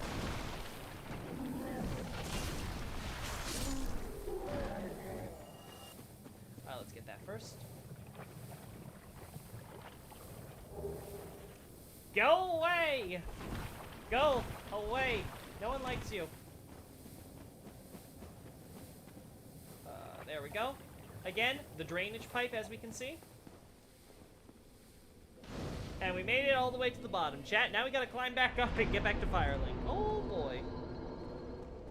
Oh boy. How much for a level up? Not much. We just need to go to human form and expand our options here, so... Again, don't want to waste humanity, so remember, Loki. You gotta use, 2 humanity. Gotta use a both 2 for the Kindling. Gotcha. Now again, we can see the idea of these broken open bars, as if something's trying to force its way through. Could just be the residents here. But what's more important is this pipe. Because this is the bottom of the area we were climbing down earlier. This is the same sewage pipe, leading all the way back up to the depths. And what do we find here in this chest collected at the bottom? A dragon scale belonging to an ancient dragon. How did this find its way here? Well, it's here, right? Yeah. Well, this scale likely belonged to the Gaping Dragon. Now, again, as we recall, we're roughly below where the Gaping Dragon boss arena is. Remember, this is where the sewers are that the Gaping Dragon lives in and crawls around through. So the idea would be that the Gaping Dragon somehow has ended up in the valley. We'll talk more about that as when we go down Great Hollow and all that. But for now, just to suffice, we could say that the Gaping Dragon most likely came here and crawled up this sewage drain all the way up into the depths where it settled looking for food, right? So it's not going to find food in this poisonous swamp, so it goes up and tries to get the trash at its source before it's all festering with rot and poison and all that. Again, goes back to the point that it's not a distant descendant of the archdragons like the wyverns are. It's just a descendant. And so the idea being is that, again, you are a descendant of your parents, right? You're still part of the same species. Like, you are a descendant of humans. You are still a human. So the point being is that this scale of immortality that they have that is prized by others who become like these transcenders, these transcendent apostles who wish to transcend life itself. They seek these scales because these are the stone scales that give the archdragons their immortality, right? It's their stone element that makes them unique from ordinary life, right? Disparity has changed them, given them souls, but they still have that unique stone element from before fire and disparity came about that lets them stand out. But as we see with the Gaping Dragon, they are still affected by disparity, and that can warp them and change them in radical ways. As we can see in the case of Seath, he was born without scales because of his unique affinity thanks to disparity. So we'll talk about Seath, of course, more when we get to him. But is she Rico S the Dragon King because she drops the Dragon King Great Axe? Not as I was telling Baltoy just a little earlier, Rico. The idea is not that it's like king in the literal sense. No really indication that we see there of it being taken that way or anything like that. In fact, the point being made is that the Gaping Dragon's concept is the idea that she's alone in the world. Like, there's not much left, right? And it's very likely she was very young when she first started coming up here, crawling through, and going up these pipes to grow into the monstrosity in the depths as we see. Archdragons are nearly extinct. And some would say they believe they are extinct. The point being is that the Gaping Dragon, she had made her way, she is known as the Dragon King, essentially, because of her great power as an Archdragon compared to, say, Hellkite, the Wyvern, who we met previously, right? So it's like the power of a Dragon King. You can see that when you use the Axe's strong attack, right? I don't think I can use this, but let's try it just so we can demonstrate. There we go. Yeah, no way. Yeah, oh. Yeah. Yeah. Yeah. That requires way too much for me to handle right now, Chief. Yeah, no. So, like, I can't use the full power, I don't think, without the... Yeah. Not happening. So, I can't do the big smash, but you can see basically the raw, unassuming might of an Archdragon versus their actual distant descendants, the Wyverns, when you have the Drake Sword. So we don't have that, so... Did she get how you know it's a she? The twin I talked, again, check early in the stream. I talked about with the twin humanities, and basically the idea is, as we talked about, we'll find twin humanities uniquely on female corpses and from female bosses, such as Quelaag, Priscilla, etc. This is because it seems that when a soul is within a woman's body, it sort of creates this unique attraction thing where they're separate but paired in a way. We see this in one other context with the gargoyles, but again, this is fighting like two gargoyles, which are created through Golemcraft, and so there's a unique circumstances there. But the point is that women seem to generally, as childbearers, seem to have their this twin humanities form when they gather up humanity, human or not, because again, humanity is a soul, and that's how it functions for the souls in preparation for the new child, and therefore we can determine from the fact that she has twin humanities that she is, in all likelihood, a female. Did she get all mutated while living down there so long? She was warped. Okay, so the Gaping Dragon is warped. Again, as I said earlier in the stream, she is warped by appetite. So the idea being is that she's so hungry, she's so desperate for food that when the Gaping Dragon comes up, crawls up there finding more food, and keeps trying to have more and more, right? There's less and less food that she's finding, but she needs more and more and more, and her ravenous hunger causes her to mutate in that form. Because, again, the power of disparity, the power of the soul, can cause radical transformations in that respect. Again, recall when we talked about how strong emotions can cause you to, especially grudges, resentment, makes you revive as, say, those grudge heads that explode, or as a skeleton even without necromancy being applied to your body, right? The idea just being, okay, I've been long dead, you disturbed my rest, or I'm pissed about how I died or whatever, so I'm going to come back as a skeleton. We see that commonly throughout the series, right? So again, there's this idea that emotions have incredible power in activating the soul and causing these crazy effects. So I hope all of that clarifies that.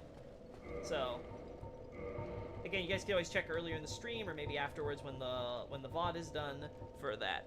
Let's try to hurry up and get out of here though, because we have been here for quite a while. I'm almost at the level up, so can you like be my... Is that all I need? No, I need 500 more. Okay, let's see. Can I use a really weak soul?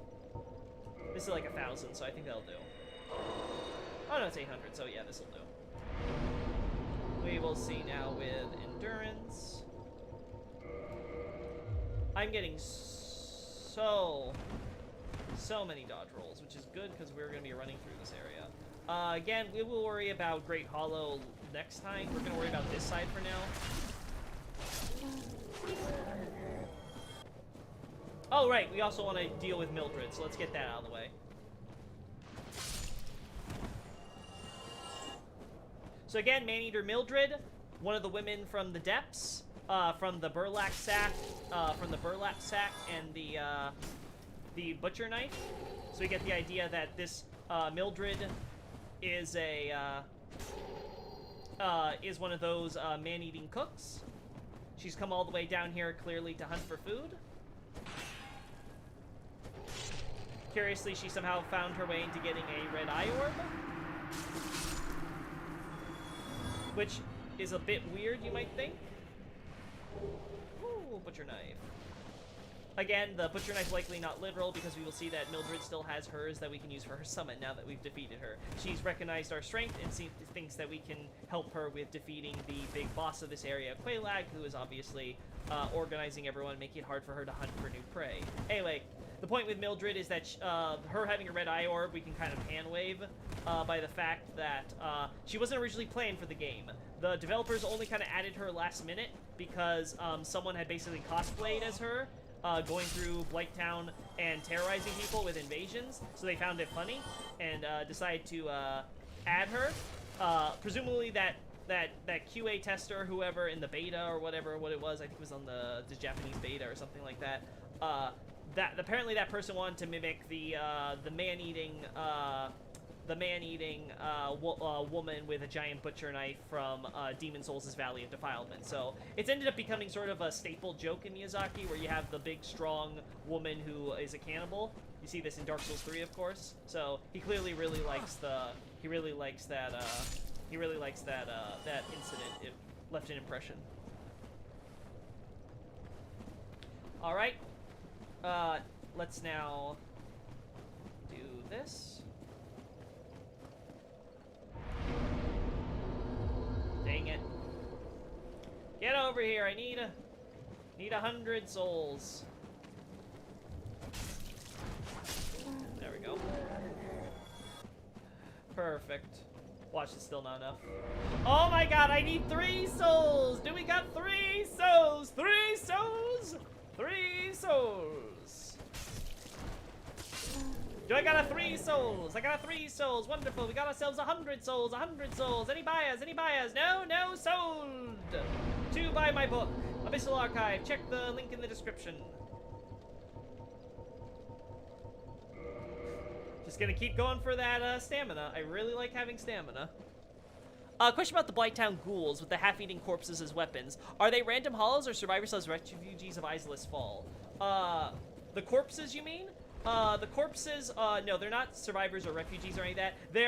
They're most likely, because I think we get souls of, like, nameless soldiers and stuff, they're very likely either, members of the Blighttown community, or, I think what is the more likely scenario, is soldiers and warriors and people who are trying to go down through Blighttown for the bell ringing that got killed in eating. Because I think we get souls of soldiers and stuff from these quote-unquote ghouls. Now, again, these enemies are just known as diseased hollows in Japanese, so again, we know that they're hollows. We also, of course, got the big giant hollow giants that we can also see there. They don't have the roots in their hearts like other hollows, but they are, in fact, hollows. So we get to see that it's not necessary for you to have the roots on the heart or growing out of your heart area in order for you to show signs or be a hollow. Obviously, Dark Souls 2 runs with this by basically removing those heart roots from the game, instead focusing on the idea of the dark sign being on a heart area on your back, this black dark hole. Dark Souls 3 plays on both by adding back the roots on the heart for us as the player when we go hollow, obviously the hollow gem, and of course the idea of the dark hole on the back is brought back with the idea of the dark sigil. But again, this is a Dark Souls 1 lore play, not a Dark Souls 2 or Dark Souls 3 lore play, so I'm going to drop that there. Ah, darn it. I didn't want that, so this we're gonna have to use.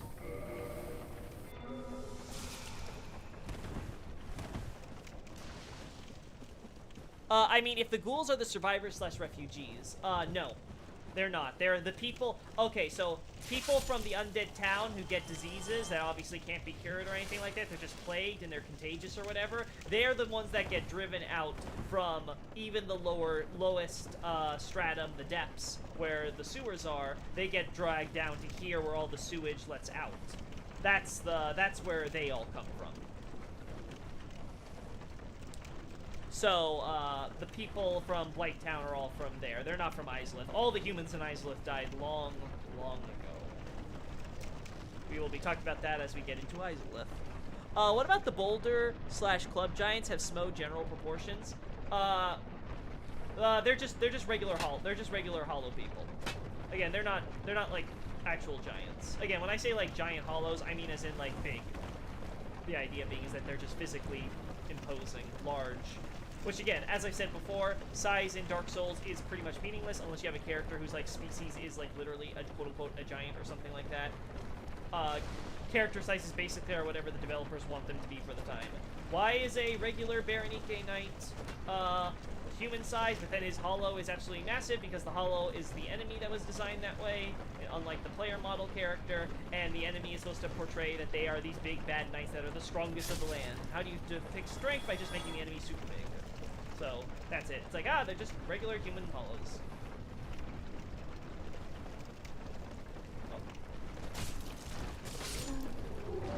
There we go.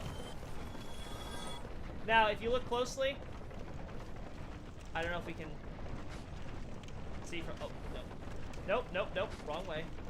Wrong way. Don't want to go there.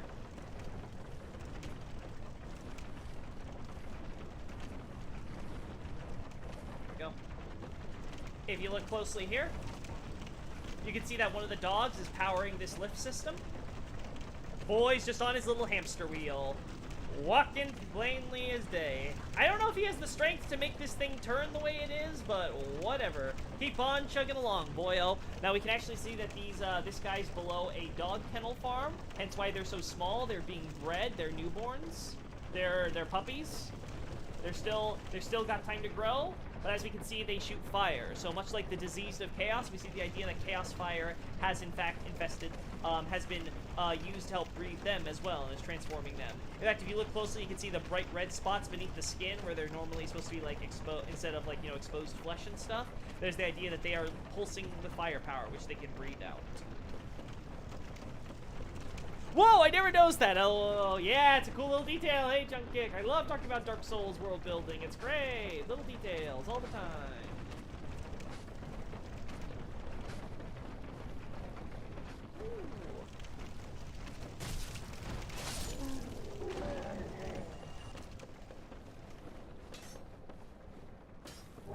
Alright, we'll talk about the Mask of the Sealer and the Tin Banishment Catalyst shortly. Make sure no one else is... Oh my. I swear, the lock-on almost killed me there. There we go. Damn mosquitoes. And then we look inside this chest next to this corpse, and we find the sorcery remedy. So we get the idea that someone was living here. They set up shop. They had their own little chest to store things. Again, similar to what we saw down below. Someone picked up a scale that broke off from the gaping dragon as she was crawling up the pipe, and just stuffed it in a chest there, because it's like, oh, hey, cool, neat. Let's store that here to look at later. Again, the idea that chests convey ownership, and the idea that people are keeping things in here. We'll talk more about that when we get to mimics, but let's look at what we got. We got Mask of the Sealer, Mask of the Sorcerers who flooded New Londo to seal away the Dark Ray. So the term flooded here means like to sink to the water bottom. Again, the water bottom referring to the bottom area of New Londo, which is, filled with water. So the idea is that it was basically submerged under and beneath to that. They just changed it to flooding because, again, it's not really like literally sunken, like it sunk down. It's more like the water level came up, but you get the idea. Anyway, the point is that this was to be the seal for the Dark Race and the four kings who were fell to the dark. The term here is, they say descended here, but the term more simply means like fall to the dark, and we see this used throughout the series, like for example Karthus and Wolnir in Dark Souls 3 and stuff like that. The idea is that they wear these masks, which likely go back to the culture of New Londo, to symbolize their resolve to keep the seal, to maintain the seal or whatever, and it's also their atonement where, like, okay, they continue to wear this, watch over the seal, for the purpose of atoning for all those they sacrificed, because they basically sacrificed the entire population just to get rid of the Dark Race and the Four Kings, but to seal them away forever. But as we learn, 2 of the 3 forsook New Londo upon tiring of their duty. So you have the idea that this is one of those who basically abandoned the duty. Basically waited to, well, after the first, after like 1,000 years, you're like, is it worth it anymore? Like, it's kind of boring. I want to see sun. Only Ingward seems to have remained. Where is that? Am I blind? Yes, I'm blind. Okay, here we go. Now, this is called a tin banishment catalyst. Now, you may be thinking, Loki, I've used that catalyst. This staff does not look anything like it's made of tin. It looks more like it's silver or iron or something. Well, you would be right. The term for, first off, banishment is the term for seal, so the idea is it's a seal staff, but it's not just any type of seal staff, the idea being that it is a quote-unquote, again, tin staff. Now, this shouldn't be taken literally as it's literally a tin staff made of tin. The term tin staff itself means it's a term that refers to like a monk staff, a holy staff. What you would see is that there were a bunch of wandering monks, and they would have basically these, again, tin staffs that they would carry around with, like, little jangly bits and stuff to help, like, tell people around them that they're around, scare off animals and things of that nature. And the idea is that these wandering monks in Japan had these holy staffs. So the point is whenever you see a quote-unquote tin catalyst, the idea being is that it's a sacred staff, a holy staff, something of that nature. So just getting that around. The idea being is that these healers of New Londo clearly had a religious role. They had a spiritual place in society. We can, of course, see that they practice sorcery, which is very curious for holy men, but we will be talking about that more when we come back to New Londo and stuff. For now, let's just focus on the idea that this metal staff is, of course, more strong in that respect as a result. The metal can also be telling us a bit more of other things, but again, we'll get back to that later. And finally, we will look at the sorcery. Remedy.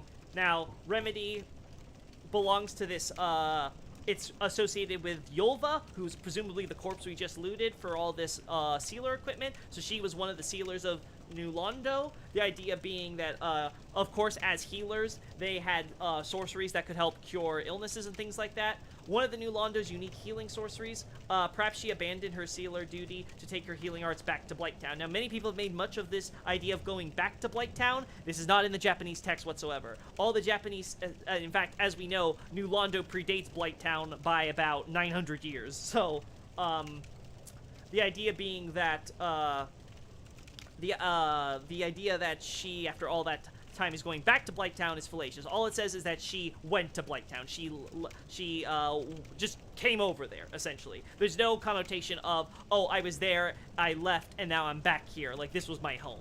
Not at all. So, again, Blighttown's not that old, folks. So the idea is basically she abandoned her duty, and she went to a place where her healing arts could be more useful, right? Like, she had more of a purpose. She's not just sitting around in a ruin all day. No one's coming, or anyone's successfully been able to try to break the seal. Like, you very rarely get to see any people. There's only all these resentful ghosts of your kindred around here that you've got to avoid. So it's like, hey, you know what? I'm just going to leave and find some place nearby. Hey, look! Right next to New Londo is this village of diseased people who could really use my arts to help cure them. To help at least alleviate their symptoms. I finally caught up live. Hey, Hell Hennybray, good to see ya. Nice. Enemies are bigger for gameplay reasons too, because they're easier to fight this way. That's that also. I mentioned that in a past stream, but again, we're talking about just trying to rush through my repeats. I'm dating myself, but this concept is as old as Mike Tyson's Punch-Out. Also, where's the third sealer? We will talk about the third sealer when we get to completing Laudrek's quest line going forward. The third sealer is going to be up in Anor Londo, though. I'm still mad that I missed Kirk! Ah! Anyway, we're gonna go this way. So as we can see, Yolva ended up dying. This brings the question, who killed Yolva? Who's killed a lot of these people besides the regular soldiers? What's going on in this village? Where everyone is, where everyone's dead or hollow. Oh. Oh. There we go.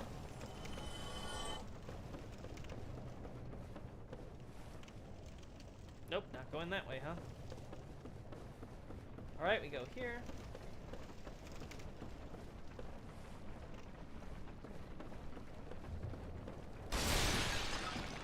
Oh, I don't think I can make that fall, chat. Yeah, I think that kills me. Gotta go this way, huh?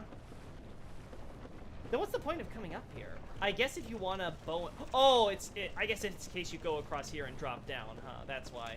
Okay, that explains a lot. So she's like that one boss from Demon Souls? Yeah, she's like Astraya, right? Like Astraya, though, there's obviously... She's not quite like Astraya. Astraya's character is much darker than that, but, Now I remember out the third sealer. Thanks, no problem, Eleni Bray. Always happy to help. Yeah. I figured she died of some disease not even she could cure, or starvation. Alternatively, the hollows and demons mindlessly killed her on sight. Again, we will see that there's a lot more going on here than you would think. A lot more going on in this village. And again, as someone mentioned earlier, reminds you of Maiden Astraea. You're gonna have a lot of thinking back to Maiden Astraea. But again, that's probably not gonna be this stream because we're not gonna do Quelaag and stuff this stream. Like I said, I want to get back to Firelink Shrine. That is our goal. Also, welcome on in, Night Scout. Good to see you.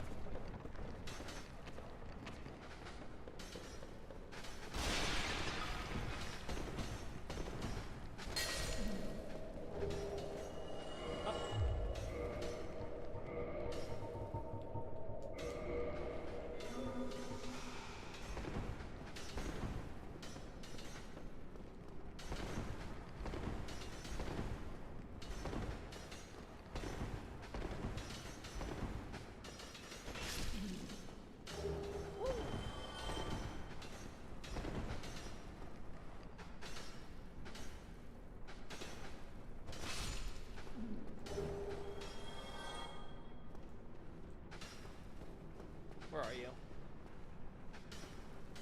Don't see where the other one is. Can I make that jump? I might be able to, but I might die. Okay, guys. Time to see. I don't have any arrows for this. Oh no. This is gonna be painful. I don't have any pyromancy, I don't have any arrows.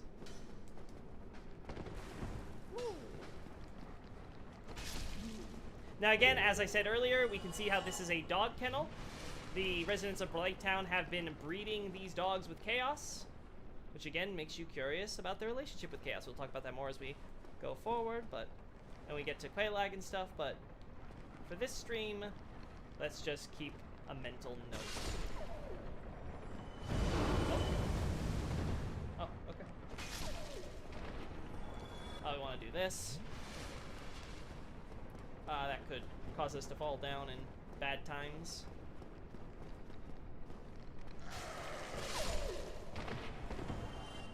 Firekeeper soul, we can see locked up down here is not just anyone but the Firekeeper. So there's the idea of, hey, well, why did they lock up the Firekeeper and have her essentially get nibbled at and attacked by these dogs and stuff like that? What's going on there? Well, as we can see, they no longer need those God-fearing way of white Firekeepers. There we go. They've got a new fire defense maiden in town. Oh. Oh, there we go. Oh, there you are.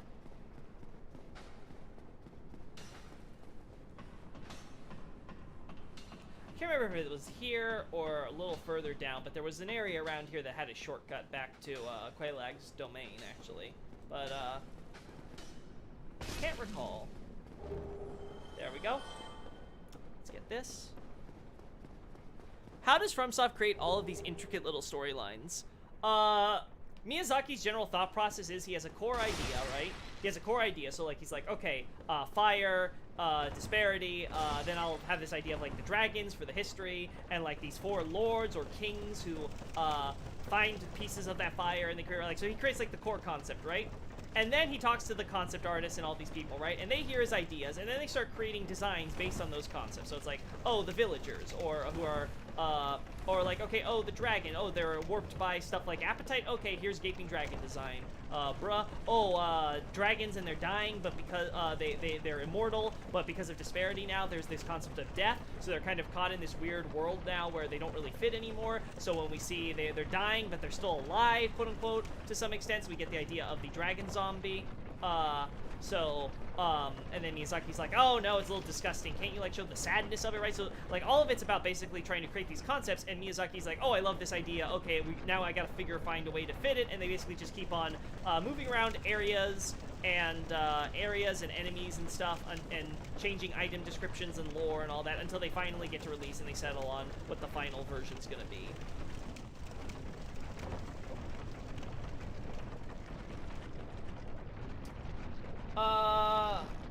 can't remember, guys. Is this the way to back to Firelink? Like, did I miss a drop-off point? I'm trying to remember. Yeah, I think I'm supposed to go up here, right? Like, this is a way to get to, this is the way to get to, Valley of Drakes.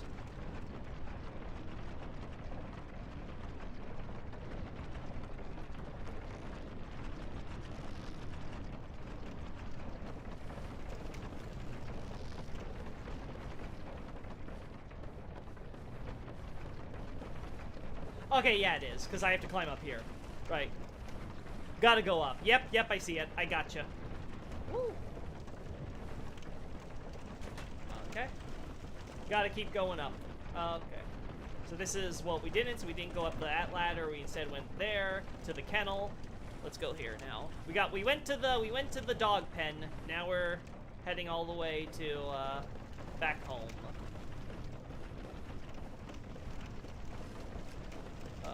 Oh, there it is. Right. Gotta remember, torches. Ladders by torches. Look for torches. I don't know why, but every time I play this game, they always turn out invisible for me. I don't know what's wrong with me. We go this way. And now, we deal with you. Haven't really had to use my bleed on these enemies. I'm doing lots of damage. But then again, this is more of a strength weapon. Bleed seems to be just a bonus. It's more so for, I think, bosses, I guess. Let me just double check. There's nothing else here that I possibly want to look at. Nope, this is just the climb up. Nothing there, no secret path.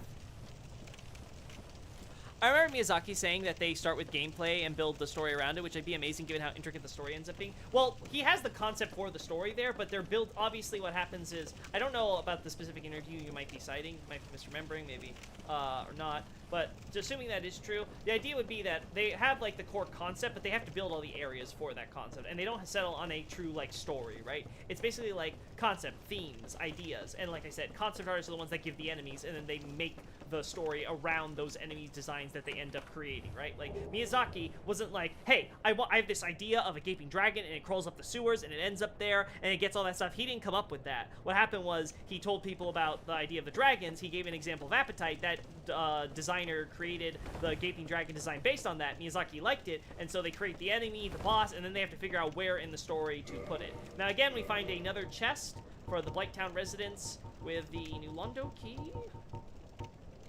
Sewage chamber, where is it? Key to the new Londo Ruins.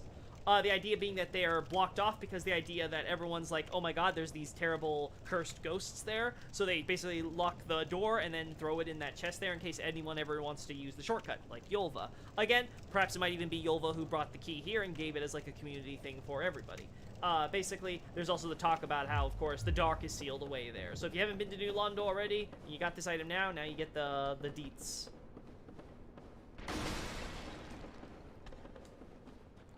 Thank God you are so easy to backstab.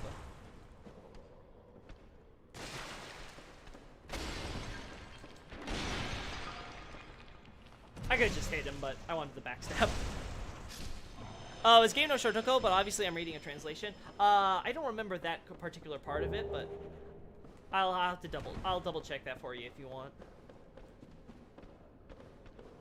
Obviously they made like stuff like the test level because they need the tech and the idea of what they're gonna make for. So like stuff like the Painted World was originally, I think it was actually the Asylum was created as like a test level. The Painted World was created to be a tutorial level. Oh. Okay, you know what? We don't need to deal with you. We don't need to be traveling all the way back because of you. We're just gonna go this way.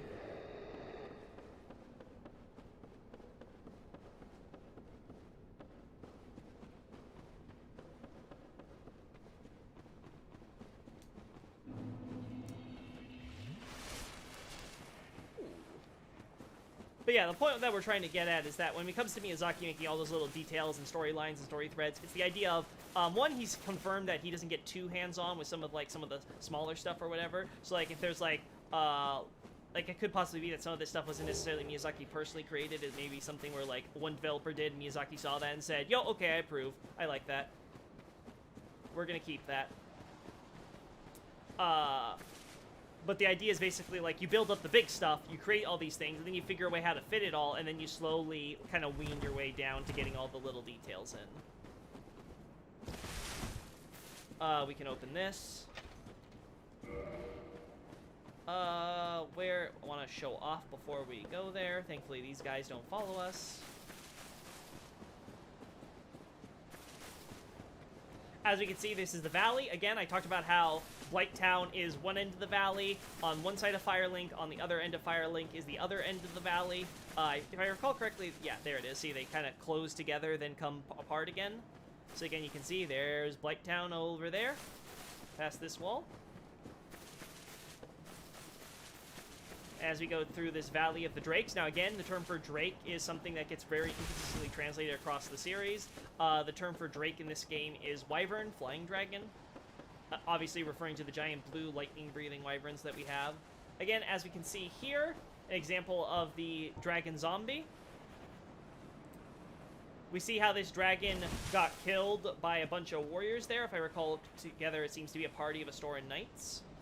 The idea being is that the dragon got slayed. He was in the valley with the wyverns. He dies. We can see how he's rotted so bad his lower half has fallen down to the bottom of the valley there. But he's not truly dead, and if we go close to him, he will in fact show that he is still very much alive to some extent. Now, we're not going to trigger him, awaken him, but we get the idea that, again, because of the dragon's stone scales, their immortality, they're a being that they are not just half-life, they are also half-rock. They have stone and souls, both. The stone allows them to persist on and sort of come back on their own like this, even as they are rotting and decaying, putting them in a very odd place where, of course, they are the undecaying are decaying, the unperishable are perishing. It's quite the twisted irony of these creatures of stone living in a world of fire. Now, again, we're back at the prison.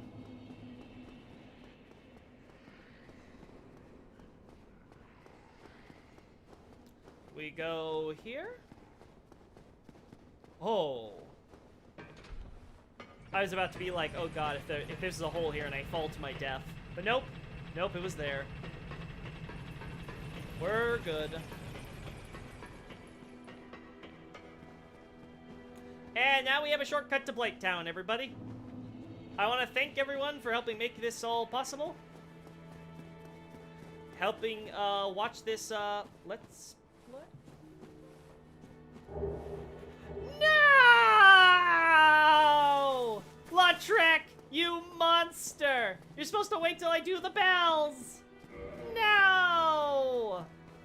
So, our buddy Laudrek, he basically said, hey, I'm moving up. I'm going to go up to Anor Londo. I don't need this Firekeeper anymore, so you know what? I'm just going to kill her and have a Source of Humanity to use when I want. As we can see, we were able to collect her clothes. Again, much like earlier when we were talking about was it Miranda? Melina? No. When we were talking about the invader cook ladies, Mildred, that's what it was. When we came to Mildred's butcher knife, this is likely just a quest reward. It's not supposed to be literal, because obviously when we come back here, we give back Anastasia her soul. She's still clothed and everything. She's not like, oh my god! Her concern is the fact that she can speak again thanks to the revival process, bringing back her tongue, not the fact that she has no clothes. And again, we can see this true for various instances throughout the as we continue forward. Darn. Well, Andre! Andre, you're going to have to be my bonfire for a while. Oh no. Oh no. Special thanks to Gaping Dragon. She was the MVP of this. I'm just glad we killed her in the first try. I was worried she was really going to be too painful. And I was using a bad weapon because I'm an idiot, so... Honestly, I'm happy how that fight turned out, all things considered. Because normally I just hate that boss. But this one, we were able to get her in the wall. She wasn't running away constantly. Laudrek.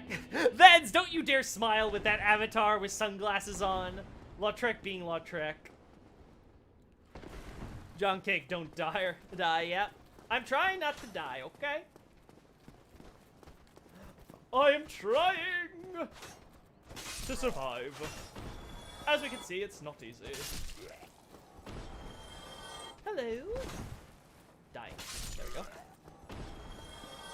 If I remember right, it's because you got two Firekeeper souls. 3 Firekeeper souls. Darn! Me looting the extra one. Curses. Oh well, now we definitely gotta go to we definitely gotta go to Anor Londo now as soon as possible.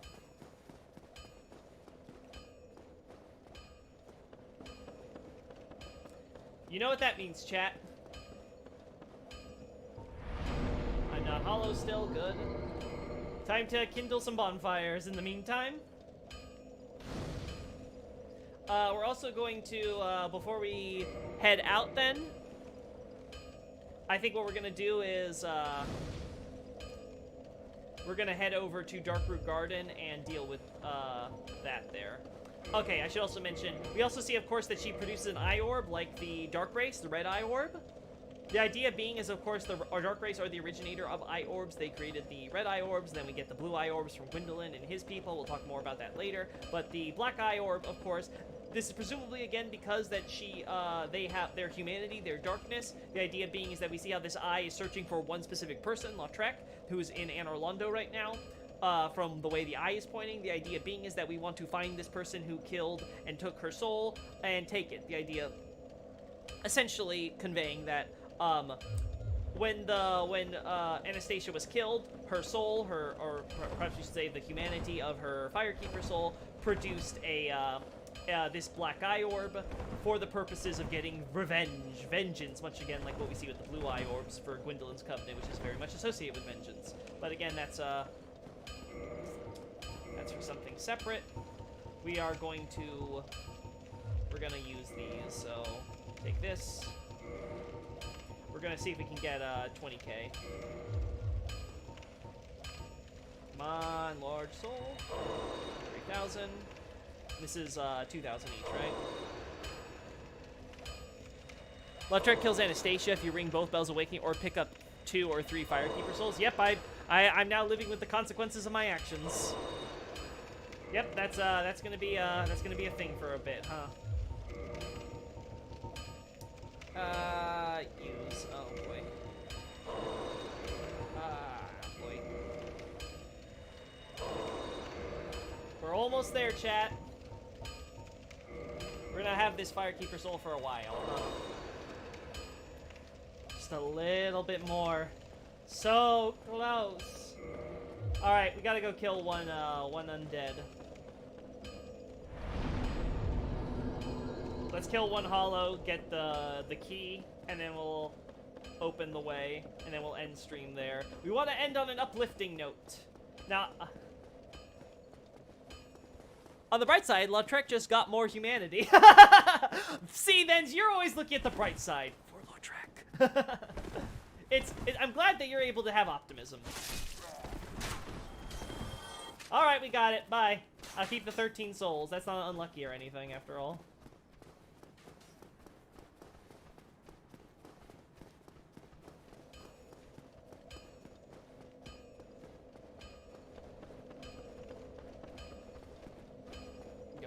This way. Alright. Now, the point that, the reason why we have Andre sell the key to us here, let's see if he has anything new to say. Well, I know little. Okay, nothing new. We will purchase the item. Where is it? Keys. Again, the Crest of Artorias. So the idea that this opens basically old magic was used to create this seal on the Darkroot Garden, what we see by that bonfire out there. The idea that it leads to the grave of Artorias. They say Sir Artorias here, but the Japanese just use the term like Knight Artorias or the Knight Artorias. This gets translated inconsistently throughout the series as Sir, like for example, Sir Alon, the Knight Alon or Aron, in reference to iron or Iron, so like Old Iron King and all that. Anyway, that's again Dark Souls 1 lore play. Keep focused, Loki. The idea being is that many have gone out to try to seek the grave for one reason or another, but they end up instead being all killed by a party of bandits. We're told a party of thieves and things like a band of thieves, I should say. We'll be learning more about those thieves, I guess, next time. with such dangers, the crest can do more harm than good in the hands of the uninitiated. So the idea being is that, hey, it's not, the blacksmith isn't, the idea being in the Japanese is the blacksmith isn't going to hand it over to you without a hefty payment. You have to really prove that you're able to do this, so hey, give me 20,000 souls. I don't know, sounds like Andre's just running a racket here, if you ask me. But the obvious idea being is that he founded this in the church. The idea being is after Ulasil collapsed, those survivors built some stuff out in the that are now part of the ruins and all that we can see there in order to honor Artorias in his grave because he is the hero who saved them from the abyss. We'll talk more about that in the DLC. But of course, the idea being is that this was probably the old church was being used here. Eventually, of course, it was abandoned when Undead Burg was made right after Ulasil's collapse, and we see, of course, ideas that perhaps residents of Ulasil, survivors of Ulasil, the undead, moved into the Burg. Again, see the Golden Pine resin in one of the houses for the more affluent members. We'll talk more about that again later, probably next stream. We'll buy this. Don't get you. Yeah. Will you talk now about? Well, will you talk about the people now?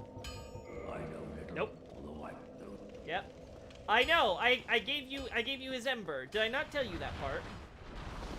How much damage do I do now? Legit curious. Oh, of course. Of course you don't dodge roll, you jump. I hate this jump button so much.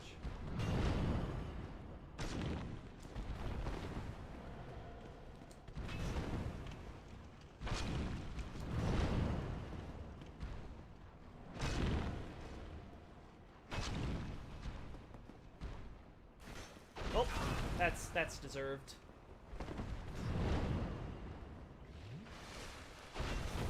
Oh, of course.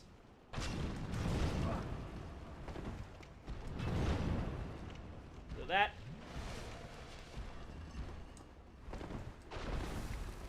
Perfect. Dang it.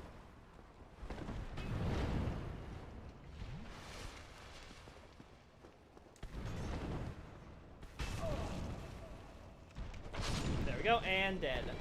Alright, Titanite Demon down. We got our first Demon Titanite. Again, these Titanite is Bondstone, so the idea with Demon Titanite is you're getting the Titanite Demons are bond demons, referencing the idea of, you know, bonding, a linchpin, something that really holds something together.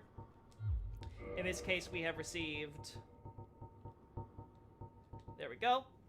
The idea being is that when the blacksmith god had died, whose name is now unknown, curiously, several of the slabs, the originals from which the other shards that we get, the large shards, the normal shards, the chunks, etc., come from, we see that from some of these slabs, essentially, and over a period of time, as we'll learn going forward, these, again, they're called great beasts, but much like with the evil eye, the term here used is mamono, meaning, again, a fiend, an evil thing, just, you know, generic word for, like, a monster or a demon or something of that nature, again, fitting with the use of the demon term here. The idea being is that they still have the power of bonding, and as a result, they're wandering, they meander, wander, prowl, Lordran even now, so... All that sort of going through to tell us, okay, Blacksmith God died from his death, these creatures, these monsters arose from the slab, which adds a lot of questions, because one, why was it that when he died...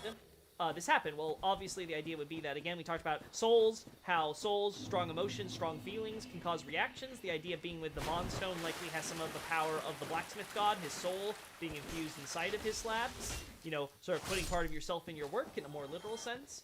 The idea being is that when he died, strong emotions resulting from that, surrounding that death, caused these slabs that are still, you know, invisibly connected to his soul in his main body are reacting to it. So then the question is, what were these emotions that caused them to rise these monsters? Well, if you notice carefully, the Titanite demons are of course headless, and they hold a weapon that is used in medieval Japan in order to oftentimes to capture prey. Like you get them caught in the prongs, and then they're sort of with the head piece there, and the idea being is that the enemy tries to resist or something like that, they will get killed. So you have the idea of the blacksmith god being captured and ultimately dying as a result of that capture, possibly even resisting. Which again, is a very interesting concept, and again, we will return to this idea later. And for now, though, let us open the way. We open the magic.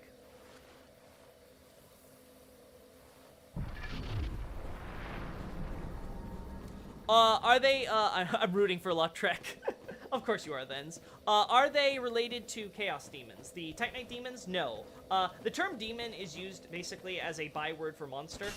So there are Chaos Demons and there are Bond Demons, the Titanite Demons, and they are unrelated entities. Again, as I just talked about with the idea, they arose in completely independent of the whole origin for the Chaos Demons. We also, of course, see Dark Souls 2 builds on this idea by giving us plenty of other demons, quote unquote, who have again nothing to do with Chaos Demons. The idea being is that demon is just a word for a monster, an evil thing. Again, I talked about how the Japanese term being used in association with demon. In fact, this is actually also used in both Demon Souls and Dark Souls 2 in relation to many of these demons is, again, Mamono, evil thing, a fiend, as I like to translate it for Abyssal Archive. Which, by the way, buy Abyssal Archive now if you haven't already. It's a great read, 2 volumes, complete breakdown of Dark Souls 1 lore, going through the environment, the psychology of the characters, and most importantly, a breakdown of the Japanese script in order to help you better understand the story that Miyazaki was trying to convey in the original Dark Souls, and all the localization problems therein. Again, check the description, link down to the promotion site. We're actually going to be changing that site so it redirects to the store page so you guys have an easier time finding the physical and the digital versions. The digital version, obviously, you can be able to read it anywhere, a lot cheaper in case your price is your biggest concern there. But if you really want to read it, the actual physical pages right in front of you, consider pre-ordering the physical edition there. It will come as soon as we can ship them out. Right now, we're going through the printing process, economy being what it is, yada, yada, yada, you understand. Okay, I'm done grifting, guys. It was great seeing you all. It was really great to have you guys come through, be able to, watch me on my journey as I do this lore play. It's great having so many of you guys come in here, ask great questions, be interested, really be engaged in what I'm doing here and what I'm trying to showcase. So really, really appreciate it. Love it. Can't wait to see you guys next time. So until then, bye.